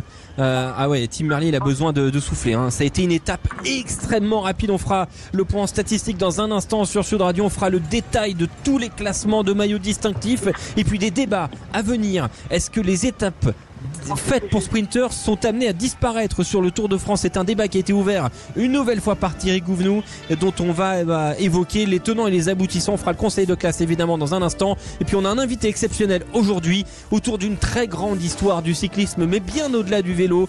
Fausto Coppi et la Dame Blanche, l'impossible amour, c'est le titre du livre de Jean-Paul Olivier, Monsieur Jean-Paul Olivier, qui sera notre invité avant 18h. A tout de suite sur Sud Radio. Sud Radio Sport, Alexandre Priam. Vous êtes sur Sud Radio et on vit sport, on vit Tour de France avec la 9e étape de la Grande Boucle de cette 112e édition et la victoire au sprint de Tim Merlier, le Belge de la Soudal Quick-Step, après un incroyable numéro de Ricard et Van Der Poel, partis tous les deux, mais repris pour Mathieu Van Der Poel juste après la Flamme Rouge. Une magnifique étape avec un podium tout aussi beau et tout aussi belgeo-italien, on peut le dire ainsi, Rémi Dos Santos. Exactement, ça s'est joué vraiment à pas grand chose sur la ligne, même si Tim Merlier a un demi-vélo d'avance. Il est revenu dans les tout derniers mètres pour dépasser Jonathan Milan, et de derrière Arnaud Delis arrivé aussi et termine à quelques encablures du duo belgo-italien. Et voilà, c'était donc une très très belle arrivée pour cette 9e étape du Tour de France. Une étape du Tour de France où il y a eu des tentatives de bordure. Il y a eu peut-être, on va dire, un peu plus d'action que prévu. Et puisqu'on parle vrai sur Sud Radio, on va vraiment parler vrai aussi avant de faire le conseil de classe, évidemment, dans quelques minutes. Pascal Chanteur, est-ce que cette étape a été plus intéressante à suivre que prévu sur le papier ? Écoutez, non, au départ, vu la physionomie pas très accidentée, on aurait pu très bien s'attendre à une étape à peu près à l'image de celle d'hier. Sauf que le vent s'est invité sur cette journée, et le fait d'avoir un vent de côté fait que ça met immédiatement les équipes en éveil sur le qui-vive, et tout de suite il y a de l'animation, il y a du stress, il faut se placer, il faut rester constamment aux avant-postes pour ne pas être contraint de se retrouver piégé à un moment donné de la course. Et on a vu, comme on a dit, les organisateurs avaient mis en place ce fameux sprint bonification au début d'étape, ce qui permettait aussi de pouvoir mettre un peu d'animation au début. Les deux coureurs sont partis, je pense qu'ils auraient aimé avoir 2 ou 3 collègues avec eux. Ça n'a pas été le cas. Ils ont continué l'aventure, et rappelez-vous que Van Der Poel se fait reprendre qu'à 900 mètres de la ligne d'arrivée. Oui, on pense à Van Der Poel particulièrement ce soir, Vincent Barthaud. Bien évidemment, parce que voilà, l'effort qu'ils ont fait à 2, l'effort qu'il a fait lui-même, le raid solitaire qu'il a fait à Vire, vraiment pour reprendre ce maillot jaune. Alors pour moi, c'est peut-être des efforts un peu il va les sentir dans les prochains jours. Voilà, est-ce qu'il cherche vraiment à finir le tour? Est-ce qu'il cherchait vraiment à reprendre le maillot jaune aujourd'hui? Mais tous les efforts qu'il a fait depuis le début du tour vont se payer par la suite. C'est vrai qu'aujourd'hui se faire reprendre à 800 mètres, c'est terrible pour lui, mais bon, ça fait partie de la course. Oui, Rémi Dos Santos, Mathieu Van Der Poel est souvent arrivé sur le Tour de France avec des objectifs qui étaient placés après la grande boucle. C'est pas le cas cette année. Est-ce que tu trouves que ça change sa façon d'aborder la plus grande course du monde? Non, pas du tout. Non, pour ceux qui suivent un minimum le vélo, on se rend compte que c'est sa manière de courir. Voilà, c'est un coureur qui est un coureur de classique. Hein. C'est un coureur pour de courses d'un jour. Et quand je dis ça, ça veut pas dire qu'il est pas bon sur des courses par étapes. C'est juste que lui, il prend une journée de course comme si c'était la seule. On l'a vu notamment à Paris-Roubaix, partir à 45 km de la c'est ça, ouais, à peu près. Voilà, c'est un coursier, et les courses par étapes, c'est pas son dada, dans le sens où voilà, il ne s'économise pas, il aime prendre des risques, il aime attaquer, c'est un attaquant, il adore ça. Sur le cyclocross, parce qu'il fait du cyclocross l'hiver, il part souvent au premier, deuxième tour, et il voit plus personne jusqu'à la ligne d'arrivée. C'est sa manière de courir. Oui, par le passé, il pouvait y avoir des objectifs plus importants. Là, c'est pas le cas, mais ça va pas changer sa manière de courir. Il est là pour gagner des étapes, pas pour calculer un quelconque classement, qu'il soit au général ou maillot vert ou autre. Voilà, il est là pour gagner des étapes ou faire gagner son sprinter comme il a aidé Jasper Philipsen, et ça lui va très bien comme ça. Après, ce qu'on sait sur Van Der Poel, il s'en cache pas, hein, c'est que sur le Tour de France, il s'ennuie. Il vient uniquement pour prendre de la caisse. Ça endurcit un mec. Il a déjà fini le Tour de France, mais c'est vrai que quand il arrive, il a 1 ou 2 objectifs, c'est-à-dire d'essayer de gagner avec Philipsen au sprint. Ça, c'est à la base, c'est ça au départ, parce qu'ils ont quand même un des meilleurs sprinteurs au monde aussi. Et puis lui aussi, il essaie d'aller gagner une victoire. Alors là, il l'a déjà faite. Il a gagné une étape. Il a repris 2 fois le maillot jaune. Donc si tu veux, c'est que maintenant il a essayé de le reprendre aujourd'hui, mais je pense qu'il risque de s'ennuyer par la suite. Mais jusqu'à quand il va s'ennuyer là, quand on regarde un peu la prochaine semaine, enfin les prochaines étapes? On fera le détail d'ailleurs de la prochaine semaine plus tard, mais là tu penses qu'il va s'ennuyer jusqu'à quand là à peu près? Moi je l'ai remis sur Muret-Carcassonne, voilà. A priori, oui, ça peut être pour lui. Là, est-ce qu'il va réussir à prendre conscience qu'il va se retrouver dans le groupe Eto. Alors tu t'ennuies quand tu es dans le groupe Eto des fois, hein, c'est pas que tu t'ennuies, mais ceux qui ont vraiment envie de faire le tour jusqu'à Paris, ça va, on s'accroche au groupe Eto. Mais lui, quand tu sais que tu as déjà gagné, que tu as déjà eu une maillot jaune, ça risque d'être des journées longues. Et comme c'est un mec, effectivement, comme Rémi l'a signalé tout à l'heure, lui il a envie de faire plein de choses, il a envie, voilà, c'est un coursier, il fait des cyclocross, il fait des classiques. Donc la suite risque d'être longue. Voilà, là il a tenté aujourd'hui d'essayer de reprendre ce maillot et d'essayer de regagner une étape. Ça n'a pas réussi, ça n'a pas marché. Donc là, la suite va être longue pour lui, je pense. Je suis pas sûr qu'il arrive à Paris. Oui, moi c'est pareil, hein, je suis pas certain qu'il ait la foi d'arriver effectivement jusqu'à Paris. Faisons le détail de tous les classements de maillots distinctifs, Rémi Dos Santos, pour clôturer cette 9e étape du Tour de France qui est arrivée donc du côté de Châteauroux. Avec, je le rappelle, la victoire de Tim Merlier au sprint devant Jonathan Milan et Arnaud Delis. Premier français, c'est Paul Pénoët qui termine 5e. On a ensuite 3 qui sont aux portes du top 10, Alexis Renard, Arnaud Desmar et Anthony Turgis. Au général, pas de changement, Tadej Pogačar est toujours leader, 54 secondes d'avance sur Remco Evenepoel, 1 minute 11 sur Kevin Vauquelin. Le changement dans le top 10, c'est Mathieu Van Der Poel qui tombe de la 5e à la 6e place, puisqu'il n'a pas fini avec le peloton, donc il a perdu quelques secondes. Mathieu Jorgensen est passé devant, c'est assez anecdotique. Au classement du maillot vert, Jonathan Milan a accentué son avance sur Tadej Pogačar, 227 points pour l'Italien, 156 pour le Slovène. C'est le seul rival de Pogačar, hein, désormais pour le classement du classement meilleur sprinter, classement par points bien sûr. Pas de changement au classement de la montagne, il n'y avait pas de points, 8 points pour Tim Wellens. Le meilleur jeune, c'est toujours Remco Evenepoel, et au classement par équipe, c'est toujours Visma Lease Bike devant UAE Team Emirates. J'ouvre un petit débat dans un instant sur Sud Radio. Est-ce que les étapes promises aux sprinteurs sont amenées à disparaître sur le Tour de France? On va revenir sur les propos du numéro 2 de la grande boucle, Thierry Gouvenou, qui envisage un tour où il n'y a quasiment plus d'étapes de plaine promises aux sprinteurs à terme. On en parle dans un instant sur Sud Radio avec vous au 0826 300 300. À tout instant, écoutez Sud Radio en voiture, au travail, depuis votre smartphone. Installez l'application Sud Radio depuis le Google Play ou l'App Store. Sud Radio Sport, Alexandre Priam.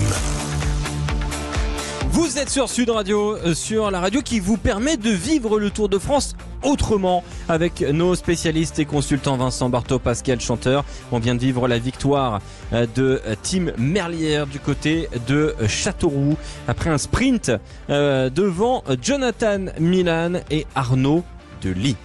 Avant d'évoquer ces étapes de sprinteurs qui pourraient disparaître à terme et les propos de Thierry Gouvenou, le numéro 2 du Tour de France, vous le savez, c'est devenu une tradition, que ce soit en rugby ou lors du Tour de France sur Sud Radio, c'est le conseil de classe. Quentin Cabanis. Sud Radio Sport, le conseil de classe. Le conseil de classe, qu'est-ce que c'est? 3 catégories, les avertissements, les compliments, les félicitations. 3 qui vont devoir juger Quentin Cabanis, justement. Vincent Barthaud, maillot jaune quand même du Tour de France en 84, incroyable épopée, et auteur d'un superbe livre, complètement Barthaud, qu'on vous conseille toujours 1 an après sa sortie, c'est toujours une véritable pépite. Et puis Pascal Chanteur, le président de l'Union nationale des cyclistes professionnels, ancien coureur professionnel et consultant Sud Radio. Alors, vous le savez, on nomme des équipes dans ce conseil de classe pour les 3 catégories, avertissement, compliment, félicitations. Et au montage de ces petites pastilles, c'est Monsieur Cabanis, Quentin Cabanis, on attaque par les avertissements. Mais il en est bien incapable. Il a juste pas les couilles. Ça marche, donc tu vois, je te mets 4, ascendant 0. Supplément, on va te faire cuire le cul à 45 degrés thermostat 6. Avertissement. C'est bien, Kevin, tu vas voir maman, elle va te faire un chocolat chaud. Voilà, c'est ça.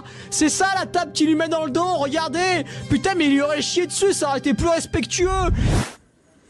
Eh oui, c'est toujours la délicatesse de Quentin Cabanis, bien évidemment, au montage. Pascal Chanteur, avertissement à quelle équipe aujourd'hui? Oh, c'est difficile quand même. Je sais que c'est difficile.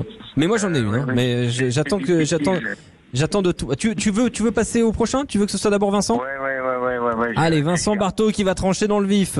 Vincent, avertissement à qui aujourd'hui? À la loto, parce qu'ils ont un sprinter, Arnaud Delis. On a vu dans le final. Il fait 3 quand même. Oui, il fait 3. Bah, tu parles 3, c'est rien, c'est faux. Et troisième, c'est que dalle. Donc si tu veux, on a vu la Quick Step pour Tim Merlier, on a vu l'équipe Trek pour Milan, voilà. Mais on n'a pas vu une fois des lotos rouler ou essayer de protéger Arnaud Delis, qui se débrouille encore un peu tout seul et qui fait troisième. Donc moi, je fais toujours un avis. Quand t'as un sprinter comme ça, quand même, mais les équipiers sont pas à la hauteur de son talent non plus, lui. Voilà, ouais, moi je mets la pas loto. aidé. Il n'est pas assez aidé. Non. Pas du tout. Non, on l'a vu, il s'est débrouillé tout seul. Et quand tu bouffes du vent tout seul avec les deux cocos, là, voilà, c'est difficile. Les derniers mètres sont durs à finir. Et c'est pour ça que pour l'instant, il n'arrive pas à en gagner une. Pourtant, on voit qu'il a le niveau, hein, il finit pas loin. Mais s'il était mieux emmené par ses équipiers, ça serait un mec qui pourrait rivaliser avec Tim Merlier et Milan. Mais pour l'instant, c'est compliqué pour lui. Très très compliqué pour lui, effectivement. Quentin Cabanis, avertissement à qui ? Je vais mettre la Visma. Parce que tu te demandes pourquoi à la fin ils ont roulé alors que Van Aert s'était cramé. C'est pas les seuls à avoir roulé pour rien. Ouais, non mais voilà, mais concrètement la Visma ils ont roulé alors que Van Aert s'était cramé 15 ou 20 km avant sur la tentative de bordure. Donc voilà, moi j'ai pas compris pourquoi la Visma avait été usée leur force qui leur serait peut-être plus importante demain que ce qui a été fait aujourd'hui. Alors, si je peux me permettre, si tu veux, la Visma, ils ont quand même un grand leader, Vingegaard. Oui. On essaie de le protéger sur le final, comme ça, c'est la priorité numéro 1 chez eux. C'est pas encore une fois. Mais est-ce que c'est eux de revenir sur Van der Poel ? Tu sais, dans l'euphorie, on va surtout chercher le placement.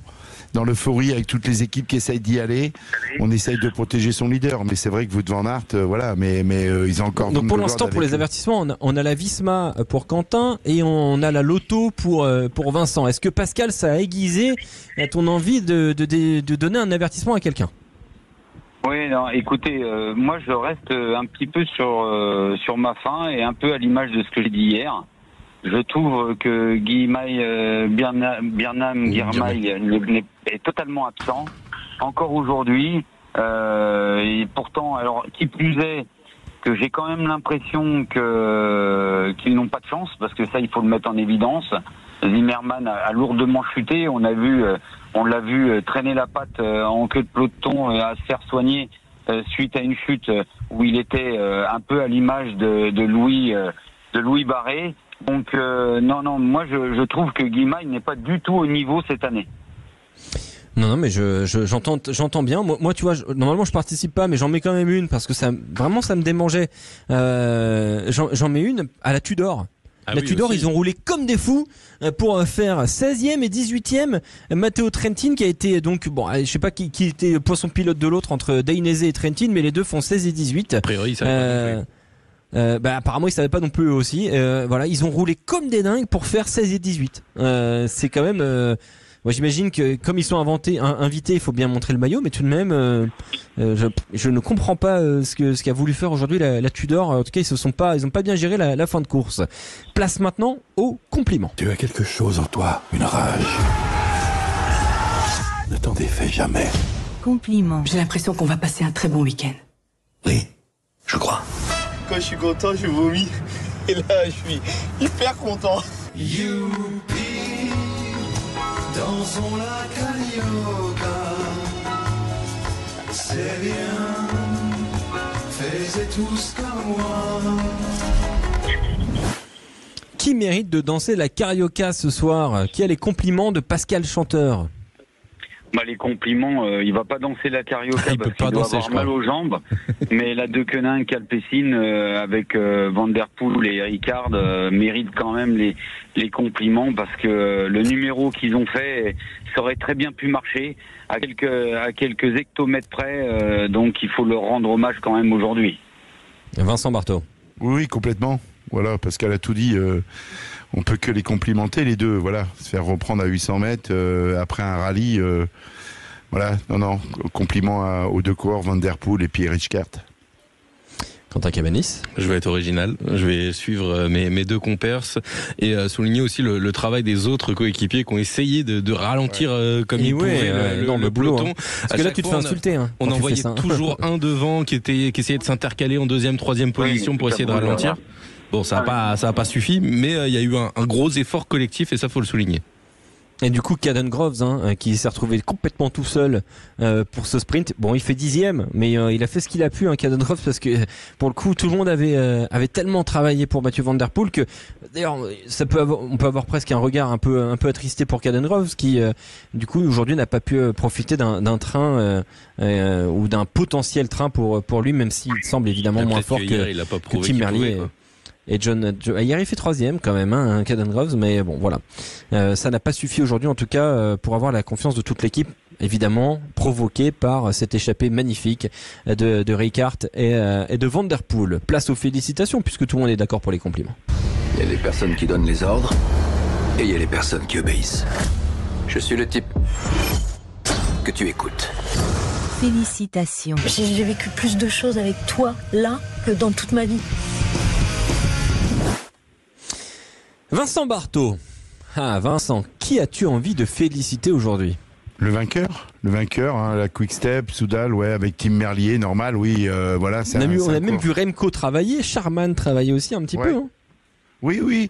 Bah, comme on est bien resté dans les roues, Evenepoel, il a passé une journée relativement tranquille, même si ça a roulé vite, mais voilà. Donc après, on se parle avec son sprinter, et puis voilà, on l'aide, c'est un effort d'1 kilomètre ou 2. Et Tim Merlier, voilà, on peut que le féliciter parce que il a une bonne gestion de sprint. Il panique pas quand il est enfermé. Il sait bien se bouger. Il sait très bien se débrouiller tout seul. Et puis en fait, il navigue bien. Ça, c'est un talent quand même de savoir naviguer. C'est tout seul. Il sait vraiment faire comme il faut dans le final. Et puis quand il sait aussi que son adversaire, Jonathan Milan, lui réfléchit pas. Putain, dès qu'il a l'ouverture, il y va avec sa force. Mais comme l'autre va aussi très très vite. La preuve, voilà, il est capable de le battre. C'est ces deux coureurs qui vont vite. Donc voilà, il a su être patient, Tim Merlier, pour pouvoir justement gagner cette deuxième étape du Tour cette année. Félicitations à lui. Pascal Chanteur. Comme Vincent, il est identique. Tim Merlier. Le fait de surgir dans les derniers mètres, c'est quand même un don inné. Il l'a démontré. On l'a dit déjà depuis quelques jours. Non, rien à dire. Bon, et son équipe, et qui plus est, qu'il se débrouille quand même pas mal seul. Donc voilà, moi, félicitations. Quentin Cavanis. Félicitations à Merlier aussi, plus lui que son équipe d'ailleurs, parce qu'au final ce succès, même si Evenepoel travaille un petit peu, il va le chercher tout seul. C'est lui qui se replace, il essaye de prendre la roue de Milan, il peut pas, il le contourne, il arrive à aller. C'est vraiment une équipe derrière. où chacun se débrouille tout seul, mais ça fonctionne quand même. C'est surprenant quand même cette équipe. C'est que je crois qu'il y a du talent en fait. Voilà, c'est une addition de talent et que pour aller chercher des étapes, ça suffit des fois. Et ouais, non, mais ils sont franchement assez bluffants et évidemment ça ne mérite pas des félicitations, mais je voulais quand même encore faire un petit bravo quand même à Paul Penouet, qui fait 5e il se fait bien remonter aujourd'hui. Par ses coéquipiers à la fin aussi. Et ouais, Paul Penouet encore 5e aujourd'hui. Voilà, il fait ce qu'il faut. C'est pas mal de la part de la Groupama FDJ sur ce point-là. Donc avertissement. Oui, Pascal. Encore. Parce qu'on dit les félicitations, mais quand même félicitations aussi à l'ensemble du peloton, parce que depuis le départ, ça roule terriblement vite. Et encore il faisait très chaud aujourd'hui. On a eu l'arrivée pratiquement 20 minutes avant les heures prévues. 50 km/h de moyenne aujourd'hui. Voilà. Donc ça veut tout dire. Donc chapeau à tous les coureurs du Tour de France, parce qu'il y en a qui sont blessés et ils sont toujours là, voilà. Et demain, ça promet très très très lourd. Ça va être extrêmement difficile demain. On en parlera dans quelques instants sur Sud Radio. Mais d'abord, je voulais revenir sur les propos de Thierry Gouvenou. Thierry Gouvenou qui s'est exprimé au micro d'Eurosport, chez nos amis d'Eurosport ce matin, et il a dit la chose suivante. On remarque, je cite, depuis 2-3 ans que quasiment toutes les étapes censées se terminer par un sprint massif sont monotones. Cela a toujours été un peu le cas, mais là c'est exacerbé et ça me pose problème. Avant, cela n'arrivait pas parce qu'il y avait des équipes invitées. Maintenant, quasiment toutes les équipes sont sélectionnées d'office et il y a une espèce de mainmise sur la course qui fait qu'il n'y a plus d'action et on le regrette. C'est triste de voir un peloton défiler pendant 180 km. Ça, c'est la constatation que fait Thierry Gouvenou. Ensuite, il va un peu plus loin, il dit « Ces étapes sont complètement cadenassées par les équipes de sprinteurs. Il y a une coalition qui fait que les coureurs n'ont plus envie d'attaquer parce que c'est peine perdu. Les équipes de sprinteurs sont en train de couper la branche sur laquelle elles sont assises. On ne pourra pas continuer d'avoir un tel spectacle. Il n'y aura plus d'étape dite de sprinteurs à terme. Voilà, parlons d'abord de cet état des lieux fait par le numéro 2 du Tour de France. C'est pas la première fois qu'il dit ça, Pascal Chanteur. Est-ce qu'on peut comprendre une telle sortie en plein Tour de France de la part de Thierry Gouvenou? Alors pour les organisateurs, les étapes de sprint, c'est toujours assez difficile à appréhender. Première chose, la sécurité. Ils ont toujours peur des chutes, ils ont toujours peur d'une situation qui pourrait être scabreuse en termes d'accidentologie. Ça, c'est première chose. Deuxième chose, je comprends aussi en tant qu'organisateur, ce qu'ils veulent, c'est du spectacle tous les jours. Mais il faut quand même pas oublier que c'est quand même des sportifs, des athlètes, des coureurs, et ils ont besoin aussi à un moment donné, un temps soit peu, d'un peu, non pas de repos, parce que aujourd'hui, même si c'est une étape plate avec un sprint à l'arrivée, c'est pas une journée de repos, hein. Vous n'êtes pas assis dans votre canapé ou allongé dans votre lit. Donc c'est un petit peu dur et un peu fort de café de dire que ces courses sont monotones ou autres. Aujourd'hui, en l'occurrence, elle a été tout sauf monotone. Donc là, je suis pas du tout d'accord avec lui. Je trouve qu'à un moment donné, ça a été pas la nuit des temps, parce que le Tour de France a un peu plus de 100 ans, mais ça a toujours fait partie où il y a des étapes dites de transition. Mais aujourd'hui, même le fait de dire transition, c'est une offense faite aux athlètes, parce qu'aujourd'hui, il y a pratiquement plus aucune étape de transition. Donc moi, je pense, et qui plus est que les équipes le font, elles ont besoin d'un sprinter, parce qu'il y a de nombreuses courses qui sont gagnées par des sprinters, et que les sprinters continueront à être présents, même s'ils doivent s'améliorer sur des terrains accidentés. Aujourd'hui et demain, continuera à y avoir des sprints, parce que ça fait partie de notre sport. Ça fait partie de l'ADN. Il y a eu des sprinters, il y a eu des rouleurs et il y a eu des grimpeurs. Et ça sera comme ça, quoi que les organisateurs veulent. Vincent Barthaud. Oui, non mais déjà, et d'une, c'est pas les coureurs qui font le parcours. C'est la Société du Tour. C'est eux qui ont mis 2 courses de plat, 2 courses arrivées au sprint. Eh oui. Ah non, mais je suis tout à fait d'accord avec toi. Par contre, on t'entend un problème de micro. Ouais, voilà. Pascal, tiens bien ton micro, pas sur le branchement, mais au-dessus. D'accord. Vincent. Là, ça va comme ça? Voilà, là on t'entend. C'est bon. Ouais. Oui, d'accord. Hein, ouais, voilà. C'est ASO qui fait le parcours. Voilà, deux étapes plates dans le week-end. D'ailleurs, d'abord, il en faut pour tout le monde. Il faut quand même des sprinteurs, il faut des grimpeurs, il faut des rouleurs. C'est pas évident à faire un parcours. Il y a pas de souci, mais depuis le départ de Lille, on est quand même à 49 de moyenne. Enfin, l'étape d'aujourd'hui a été à plus de 49 de moyenne. Et depuis le départ de Lille, en général, on est à plus de 45 de moyenne. Donc, je vois pas où est la temporisation. Je vois pas où voilà. Donc, c'est un peu difficile. Ils avaient pas qu'à non plus à mettre les 2 étapes plates dans le week-end. Oui, mais ils avaient qu'à en mettre une sur les 2. Justement, il s'est exprimé sur ce sujet-là, Thierry Gouvenou. Il a dit, après le Tour de France 2024, on a réajusté notre parcours, on l'a rééquilibré, des étapes étaient censées se finir au sprint. Eh bien, on a changé les tracés. C'était le cas de Rouen, ce sera le cas de Toulouse, pour essayer d'avoir quelque chose de plus dynamique, plus d'attaques dans le final. Mais il y a des endroits où l'on ne peut pas trouver de côte, et donc il faut proposer ces étapes de plaque, donc comme aujourd'hui, et l'arrivée à Châteauroux, Pascal. Non, mais encore une fois, comme l'a dit Vincent, comme je vous l'ai dit, l'organisateur propose un parcours et les coureurs en disposent. Les conditions climatiques font beaucoup. Imaginez une étape comme hier, avec un vent de côté. Et ça aurait été une étape fantastique. Il y aurait eu des bordures de partout, et puis tout le monde aurait dit « mais quelle journée, mais c'est incroyable, c'est fantastique ». Manque de chance, vent défavorable. Excusez-nous, mais les coureurs encore aujourd'hui ne sont pas maîtres de la météo. Donc, à un moment, l'organisateur, lui, comme l'a dit Vincent, comme je vous l'ai dit, il met en place un parcours suivant les régions dans lesquelles il est. Et à partir de là, eh bien, les coureurs, eh bien, eux, ils font avec la physionomie et les conditions climatiques qui leur sont données. Mais encore une fois, 21 jours de course, qu'est-ce qu'ils veulent? Ils veulent que ça roule à 100 à l'heure tous les jours. Qu'est-ce qu'ils veulent aussi? À un moment donné, on va pas les faire monter aux arbres. Parce que là aussi, il y a aussi une petite musique là qui est en train de se faire chez les organisateurs, c'est qu'il faut toujours trouver le truc exceptionnel. Comme l'arrivée aux Champs-Élysées, Et les sprinters, les équipes de sprinters sont quand même assez déçus, voire énervés par ce triple passage à Montmartre, quand même, qui est super pour les téléspectateurs. Alors ça, c'est un autre point, parce que il y a eu des choses de fait, mais là c'est pareil. L'étape va être rendue difficile sur sa totalité du parcours. Ce qui veut dire aussi, c'est que l'organisateur, et j'espère que ça va être le cas, va faire en sorte que les coureurs soient mis dans les mêmes dispositions que pour le reste des étapes du Tour de France, et qu'ils ne soient pas contraints de faire un transfert en bus de plusieurs heures pour aller au départ, alors qu'avant c'était un défilé pour une grande partie de l'étape.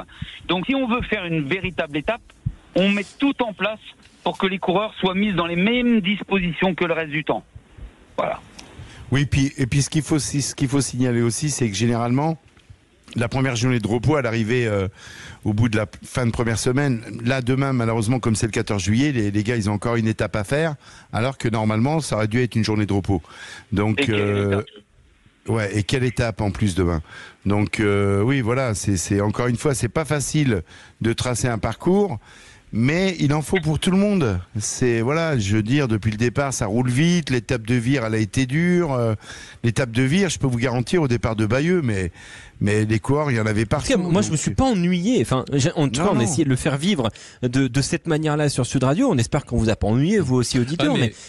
Mais Alexandre, quand on a vu l'agenda et quand on a vu le week-end, on s'est dit c'est dommage d'avoir mis ces deux-là le week-end.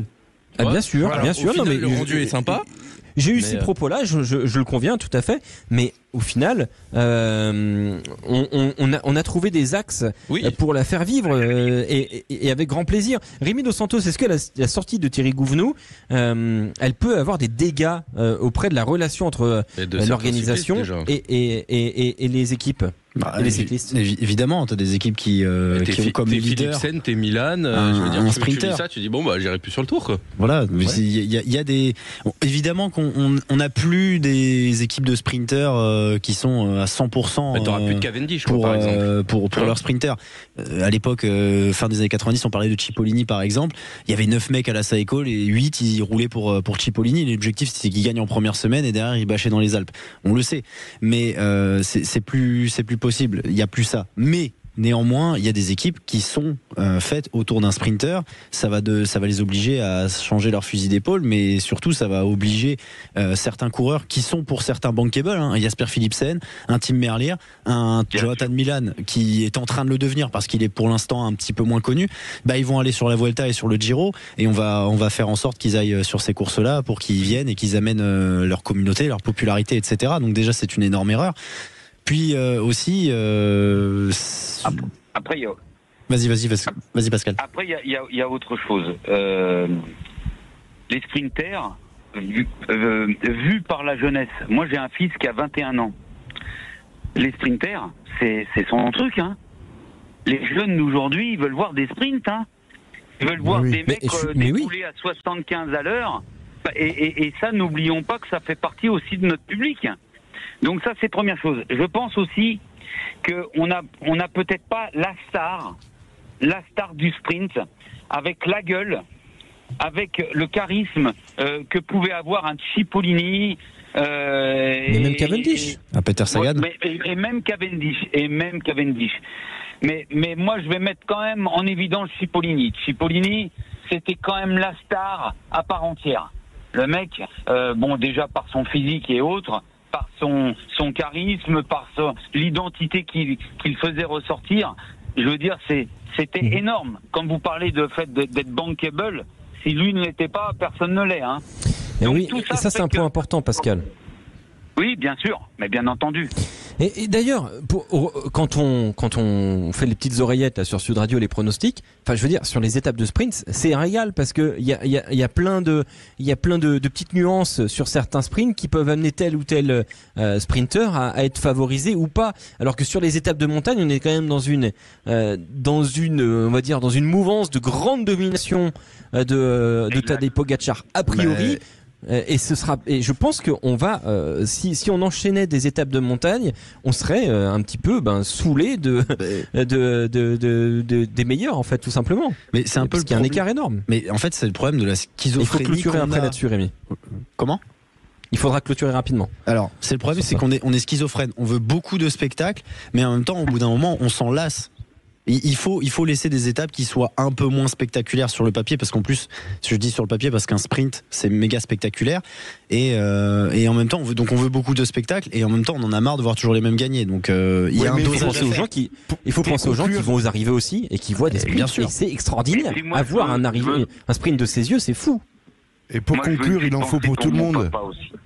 Mais oui, il en faut pour tout le monde, t'as raison Vincent. Penser pour mon papa, parce que mon papa il aime bien faire une petite sieste de 15 minutes. Et c'est toujours intéressant d'avoir une petite sieste au milieu de l'étape. Il n'y a rien de mieux, je trouve, au monde que de se réveiller et de voir écrit 25 km et tu te dis, ça y est, c'est maintenant. C'est maintenant, j'ai bien fait de me reposer. Merci France Télé. Peut-être moins pour le aujourd'hui, il fallait bien moduler sa sieste. Dans un instant, sur Sud Radio, on va vous parler de la deuxième semaine. Quelle est l'étape reine de cette deuxième semaine? On va tout vous dire. On va faire le détail de chaque étape et il y aura ce tour de table. Quelle est l'étape reine? Eh bien, vous le saurez dans un instant sur Sud Radio. N'hésitez pas à intervenir. 0826 300 300. Et dans 10 minutes, notre invité, Jean-Paul Olivier, pour nous parler de Faustocopie. À tout de suite. Sud Radio Sport, Alexandre Priam. Vous êtes sur Sud Radio. Après la victoire de Tim Merlier sur la 9e étape du Tour de France à Châteauroux, on va parler de la deuxième semaine. Mais avant toute chose, on a quand même une grosse étape demain, Rémi Dos Santos, qui va clôturer une première semaine gigantesque. Exactement, 10 étapes dans cette première semaine du Tour de France, une semaine et demie même, carrément, puisque c'est complètement ça. On parlait de faire une sieste jusqu'à 25 km de l'arrivée. Ne faites surtout pas ça demain. Demain, il n'y a pas de sieste. Là, demain, il faut la regarder du début à la fin. On part fatigué. 100% dans le Puy-de-Dôme entre Eneza et le Mont d'Or, Puy de Sancy. 165 km seulement, aurait-on envie de dire, mais avec 0 km de place, ça va monter, ça va descendre. Il y a au total 8 classements de la montagne, et au minimum c'est du 3e catégorie, avec une montée finale de 3,3 km à 8% pour arriver à l'arrivée. Et évoquons maintenant donc cette deuxième semaine qui va partir de Toulouse et qui va nous emmener jusqu'à Carcassonne. Journée de repos donc à Toulouse mardi, puis mercredi une boucle autour de Toulouse. Ça devrait de nouveau profiter aux sprinteurs, mais attention parce que dans le final, je suis pas sûr, il y aura quand même pas mal de petites côtes. Après, il y a une côte la terrible Pêche David, quand même, la côte de Pêche David à 8 km de l'arrivée, 12,4% sur 800 mètres. Ça va écrémer le peloton, c'est évident. On va quitter la Haute-Garonne puisqu'on partira de Auch le lendemain pour arriver à Hautacam. La haute montagne arrive le jeudi, donc avec cette arrivée à Hautacam, c'est 13,5 km à 7,8% de moyenne, et c'est loin d'être fini pour cette étape pour ces étapes dans les Pyrénées, puisque le lendemain on aura le chrono entre Loudanvielle et Péragude, seulement 13 km, mais voilà, uniquement ou quasiment en montée, avec donc cette côte de Péragude, 8 km à 7,9%. Et puis le week-end prochain, Pau, Luchon, Super-Bagnères, avec le passage par le Tourmalet et la montée finale vers Luchon, Super-Bagnères. Et pour terminer, Tourmalet, Aspin, Perresourde, Super-Bagnères, c'est le remake de 86. Exactement, on avait déjà fait ça il y a 40 ans. Et puis pour terminer le dimanche, Muret-Carcassonne, donc une étape estampillée Bauke-Mollema, vous me connaissez maintenant. Donc en partant d'Haute-Garonne pour arriver dans l'Aude, avec là aussi pas mal de petites côtes qui devraient empêcher un sprint massif à l'arrivée. Alors, quelle est l'étape reine de la deuxième semaine de Toulouse jusqu'à Carcassonne? Vincent Barthaud. Vincent, on a un petit souci de micro, on va aller voir du coup Pascal Chanteur. On m'entend là? On vous m'entendez? On t'entend là, oui Vincent. Ouais. C'était encore un problème de câble, j'ai l'impression. Oui, pardon. Oui, pour moi déjà demain, c'est pas l'étape reine, mais demain c'est pour moi déjà le deuxième gros rendez-vous du Tour. On l'a eu le premier contre-la-montre à Caen, qui était une étape importante pour les leaders par rapport au classement général. Celle de demain, ça va pas être la plus importante sur les semaines qui vont venir ou avec des difficultés, mais demain quand même on rentre dans le vif du sujet pour des gars comme Pogacar, Vingegaard, Evenepoel. Mais sur la deuxième semaine, parce qu'on peut pas considérer que demain on est encore sur, on va dire, après la semaine de repos à Toulouse. Est-ce qu'on peut considérer après le jour de repos à Toulouse? Mais vous pouvez pas ne pas parler de cette étape-là. Bien sûr, non, il faut en parler. Même si on n'est pas encore dans la deuxième semaine, on y est, puisque de toute façon après c'est une journée de repos. Donc là, demain, elle est importante cette étape pour les mecs qui veulent gagner le Tour de France. Plus que celle dans les Pyrénées. Non, pas forcément plus que celle dans les Pyrénées. Mais on vient de faire un départ à Lille, on a fait des étapes à Vire, à Bayeux, Dur. On a fait un premier rendez-vous contre la montre où, pour les leaders Vingegaard, Pogačar, faut vraiment être présent à ce jour-là parce que tu peux perdre le Tour. Celle de demain, voilà, on arrive, on change de registre et hop, c'est quand même une étape de montagne demain. C'est quand même une étape où ça va vallonner, ça va monter. Il n'y a pas un mètre de plat. On change de registre. C'est plus les étapes plates, c'est plus les étapes de Vire-Bayeux.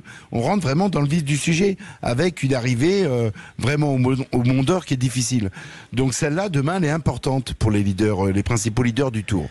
Pour moi. Mais quelle est l'étape reine de cette deuxième semaine? C'est ça ma question. Quelle est l'étape reine de la deuxième semaine? Pour moi, c'est celle de Super Bagnères. Pauluchon Super Bagnères. Voilà, exactement. Pour moi, ça va être celle-ci. Voilà. Ouais, elle est colossale, hein, effectivement, puisque c'est 182 km.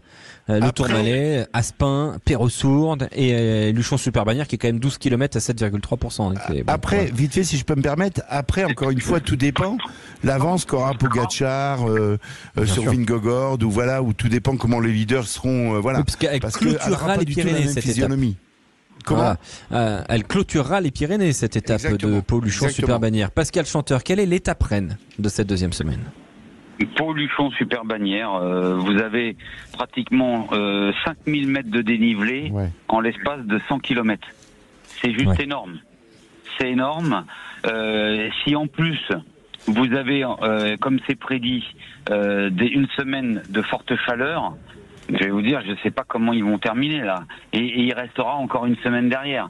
Non, c'est l'étape de Luchon avec la montée à Super Bagnères. Ça fait longtemps qu'on n'a pas fait cette montée.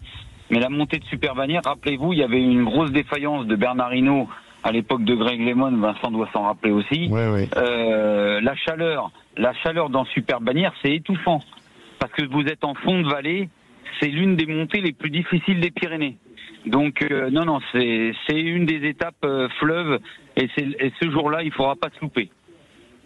Ouais, effectivement, et puis on parle d'une étape aussi où on va tout le temps basculer entre 2000 mètres de haut, 1000 mètres de haut, 2000 mètres de haut, 500 mètres de haut, 1700 mètres de haut. Il va y avoir des variations de température qui vont faire beaucoup de mal aux coureurs. Rémi Dos Santos, l'étape reine, quelle est-elle pour toi? C'est pareil, hein, pour Luchon Super Bagnères, on est obligé avec ces 4 cols mythiques qui vont s'enchaîner sur à peine une centaine de kilomètres, comme l'a dit Pascal. Ça va obligatoirement faire des dégâts. En plus, avec les physionomies de course qu'on a depuis quelques années, on n'attendra pas la montée de Luchon Super Bagnères pour avoir du grabuge. Ouais, ça peut attaquer bien avant. Il y a une chose aussi. Il y a une chose, vous êtes le lendemain du contre-la-montre. Parce que ça, il faut le signaler aussi.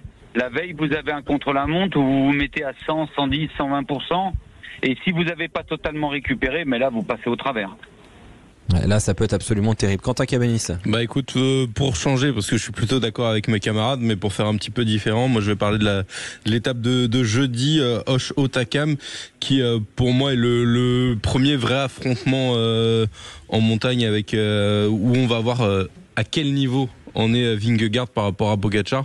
Donc je suis assez curieux de voir cette montée d'Hautacam justement qui va être assez costaud, hein, plus de 11 km à 7,3%. T'arrives à 1400. Moi j'ai 13,5 à 7,8 Quentin, on n'a pas les mêmes chiffres. J'ai 13,5 à 7,8. Donc t'as d'abord le col de Soulor qui fait 11 km à 7,3 et ensuite t'as Hautacam 13,5 à 7,8. Ouais.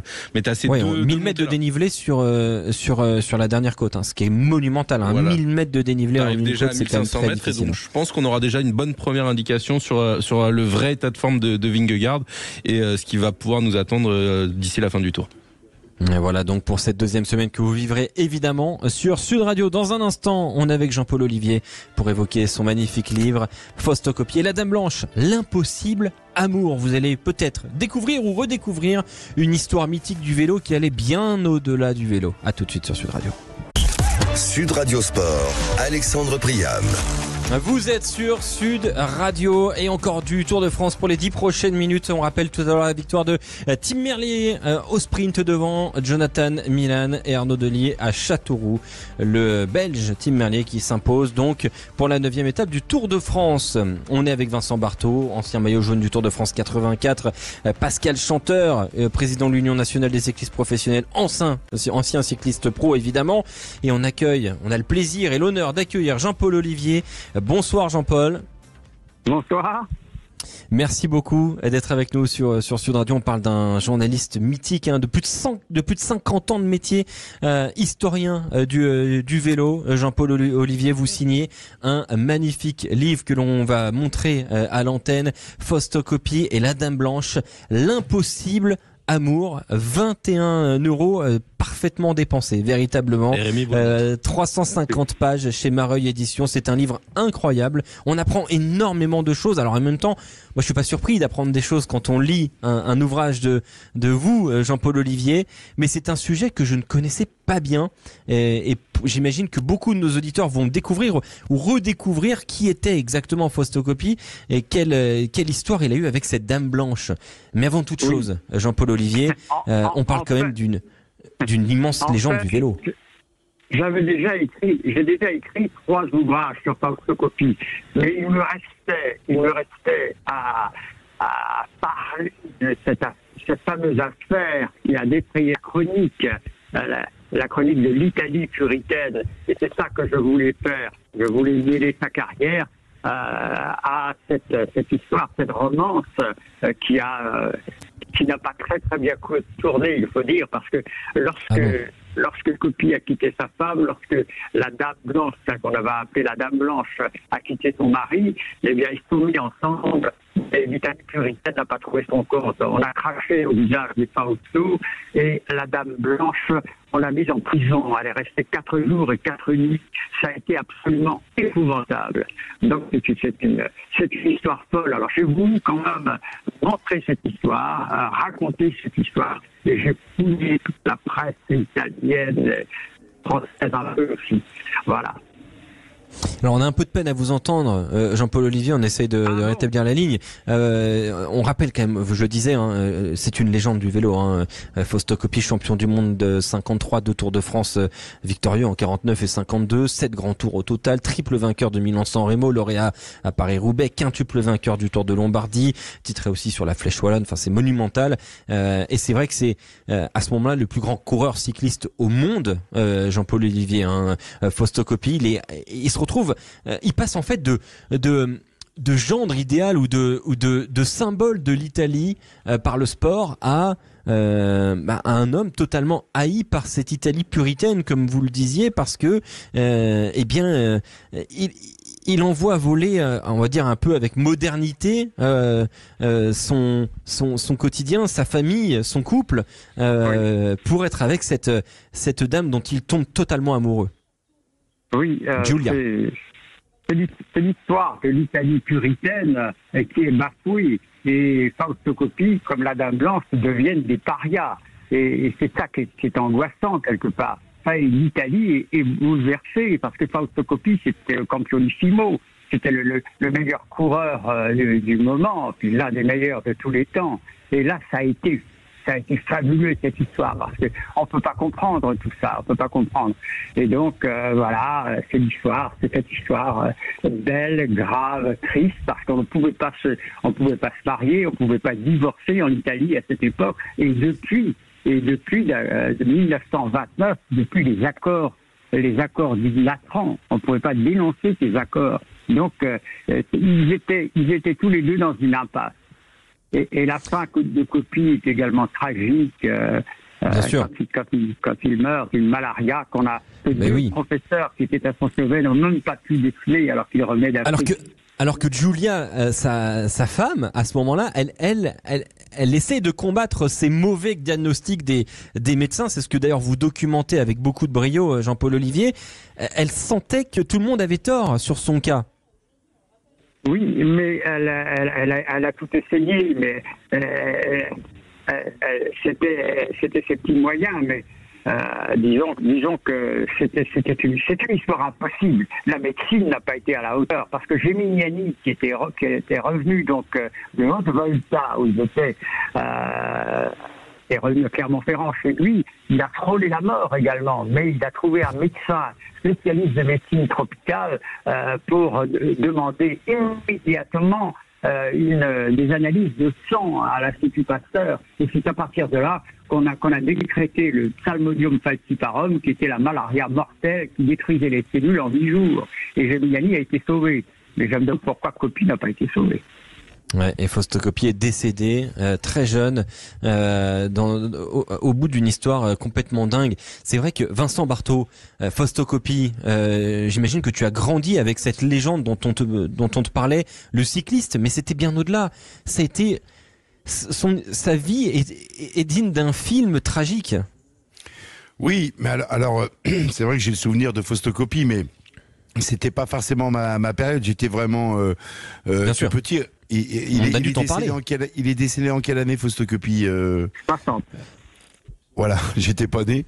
Non, si tu veux, après j'ai su son palmarès, j'ai su sa carrière, et c'est vrai que je me suis intéressé un peu à ce personnage, mais de toute façon c'est des mecs magnifiques, tout ce qu'ils ont pu faire sur le Tour, et Jean-Paul, que je salue au passage, l'a très bien sait très bien le résumer par derrière. C'est toujours un plaisir d'écouter Jean-Paul, et ça nous redonne encore plus d'histoire des anciens, mais Fausto Coppi c'est extraordinaire, c'était vraiment un grand champion, oui. Pascal Chanteur, qu'est-ce que tu as gardé de Fausto Coppi qu'est-ce qu'on t'a dit de Fausto Coppi durant ta vie, toi? Qui t'en a parlé? Comment tu l'as découvert, ce monsieur? Non, mais moi j'ai toujours adoré les anciens, parce que ça fait partie de notre ADN, que ça soit Louison Bobet, Fausto Coppi, Jacques Anquetil, René Vietto, parce qu'ils avaient tous des histoires à raconter. Et c'est ça qui est important aujourd'hui, c'est le fait d'avoir des histoires, des histoires cultes, comme vient de l'exprimer Jean-Paul Olivier. C'est important de connaître l'histoire de notre sport, et c'est ce que je regrette un petit peu de notre époque, c'est qu'on n'a pas des histoires aussi intéressantes et importantes que celle de nos aïeux. Rappelez-vous, on va pas revenir, mais Eugène Christophe, le fait de ressouder sa fourche, ça n'existera plus jamais.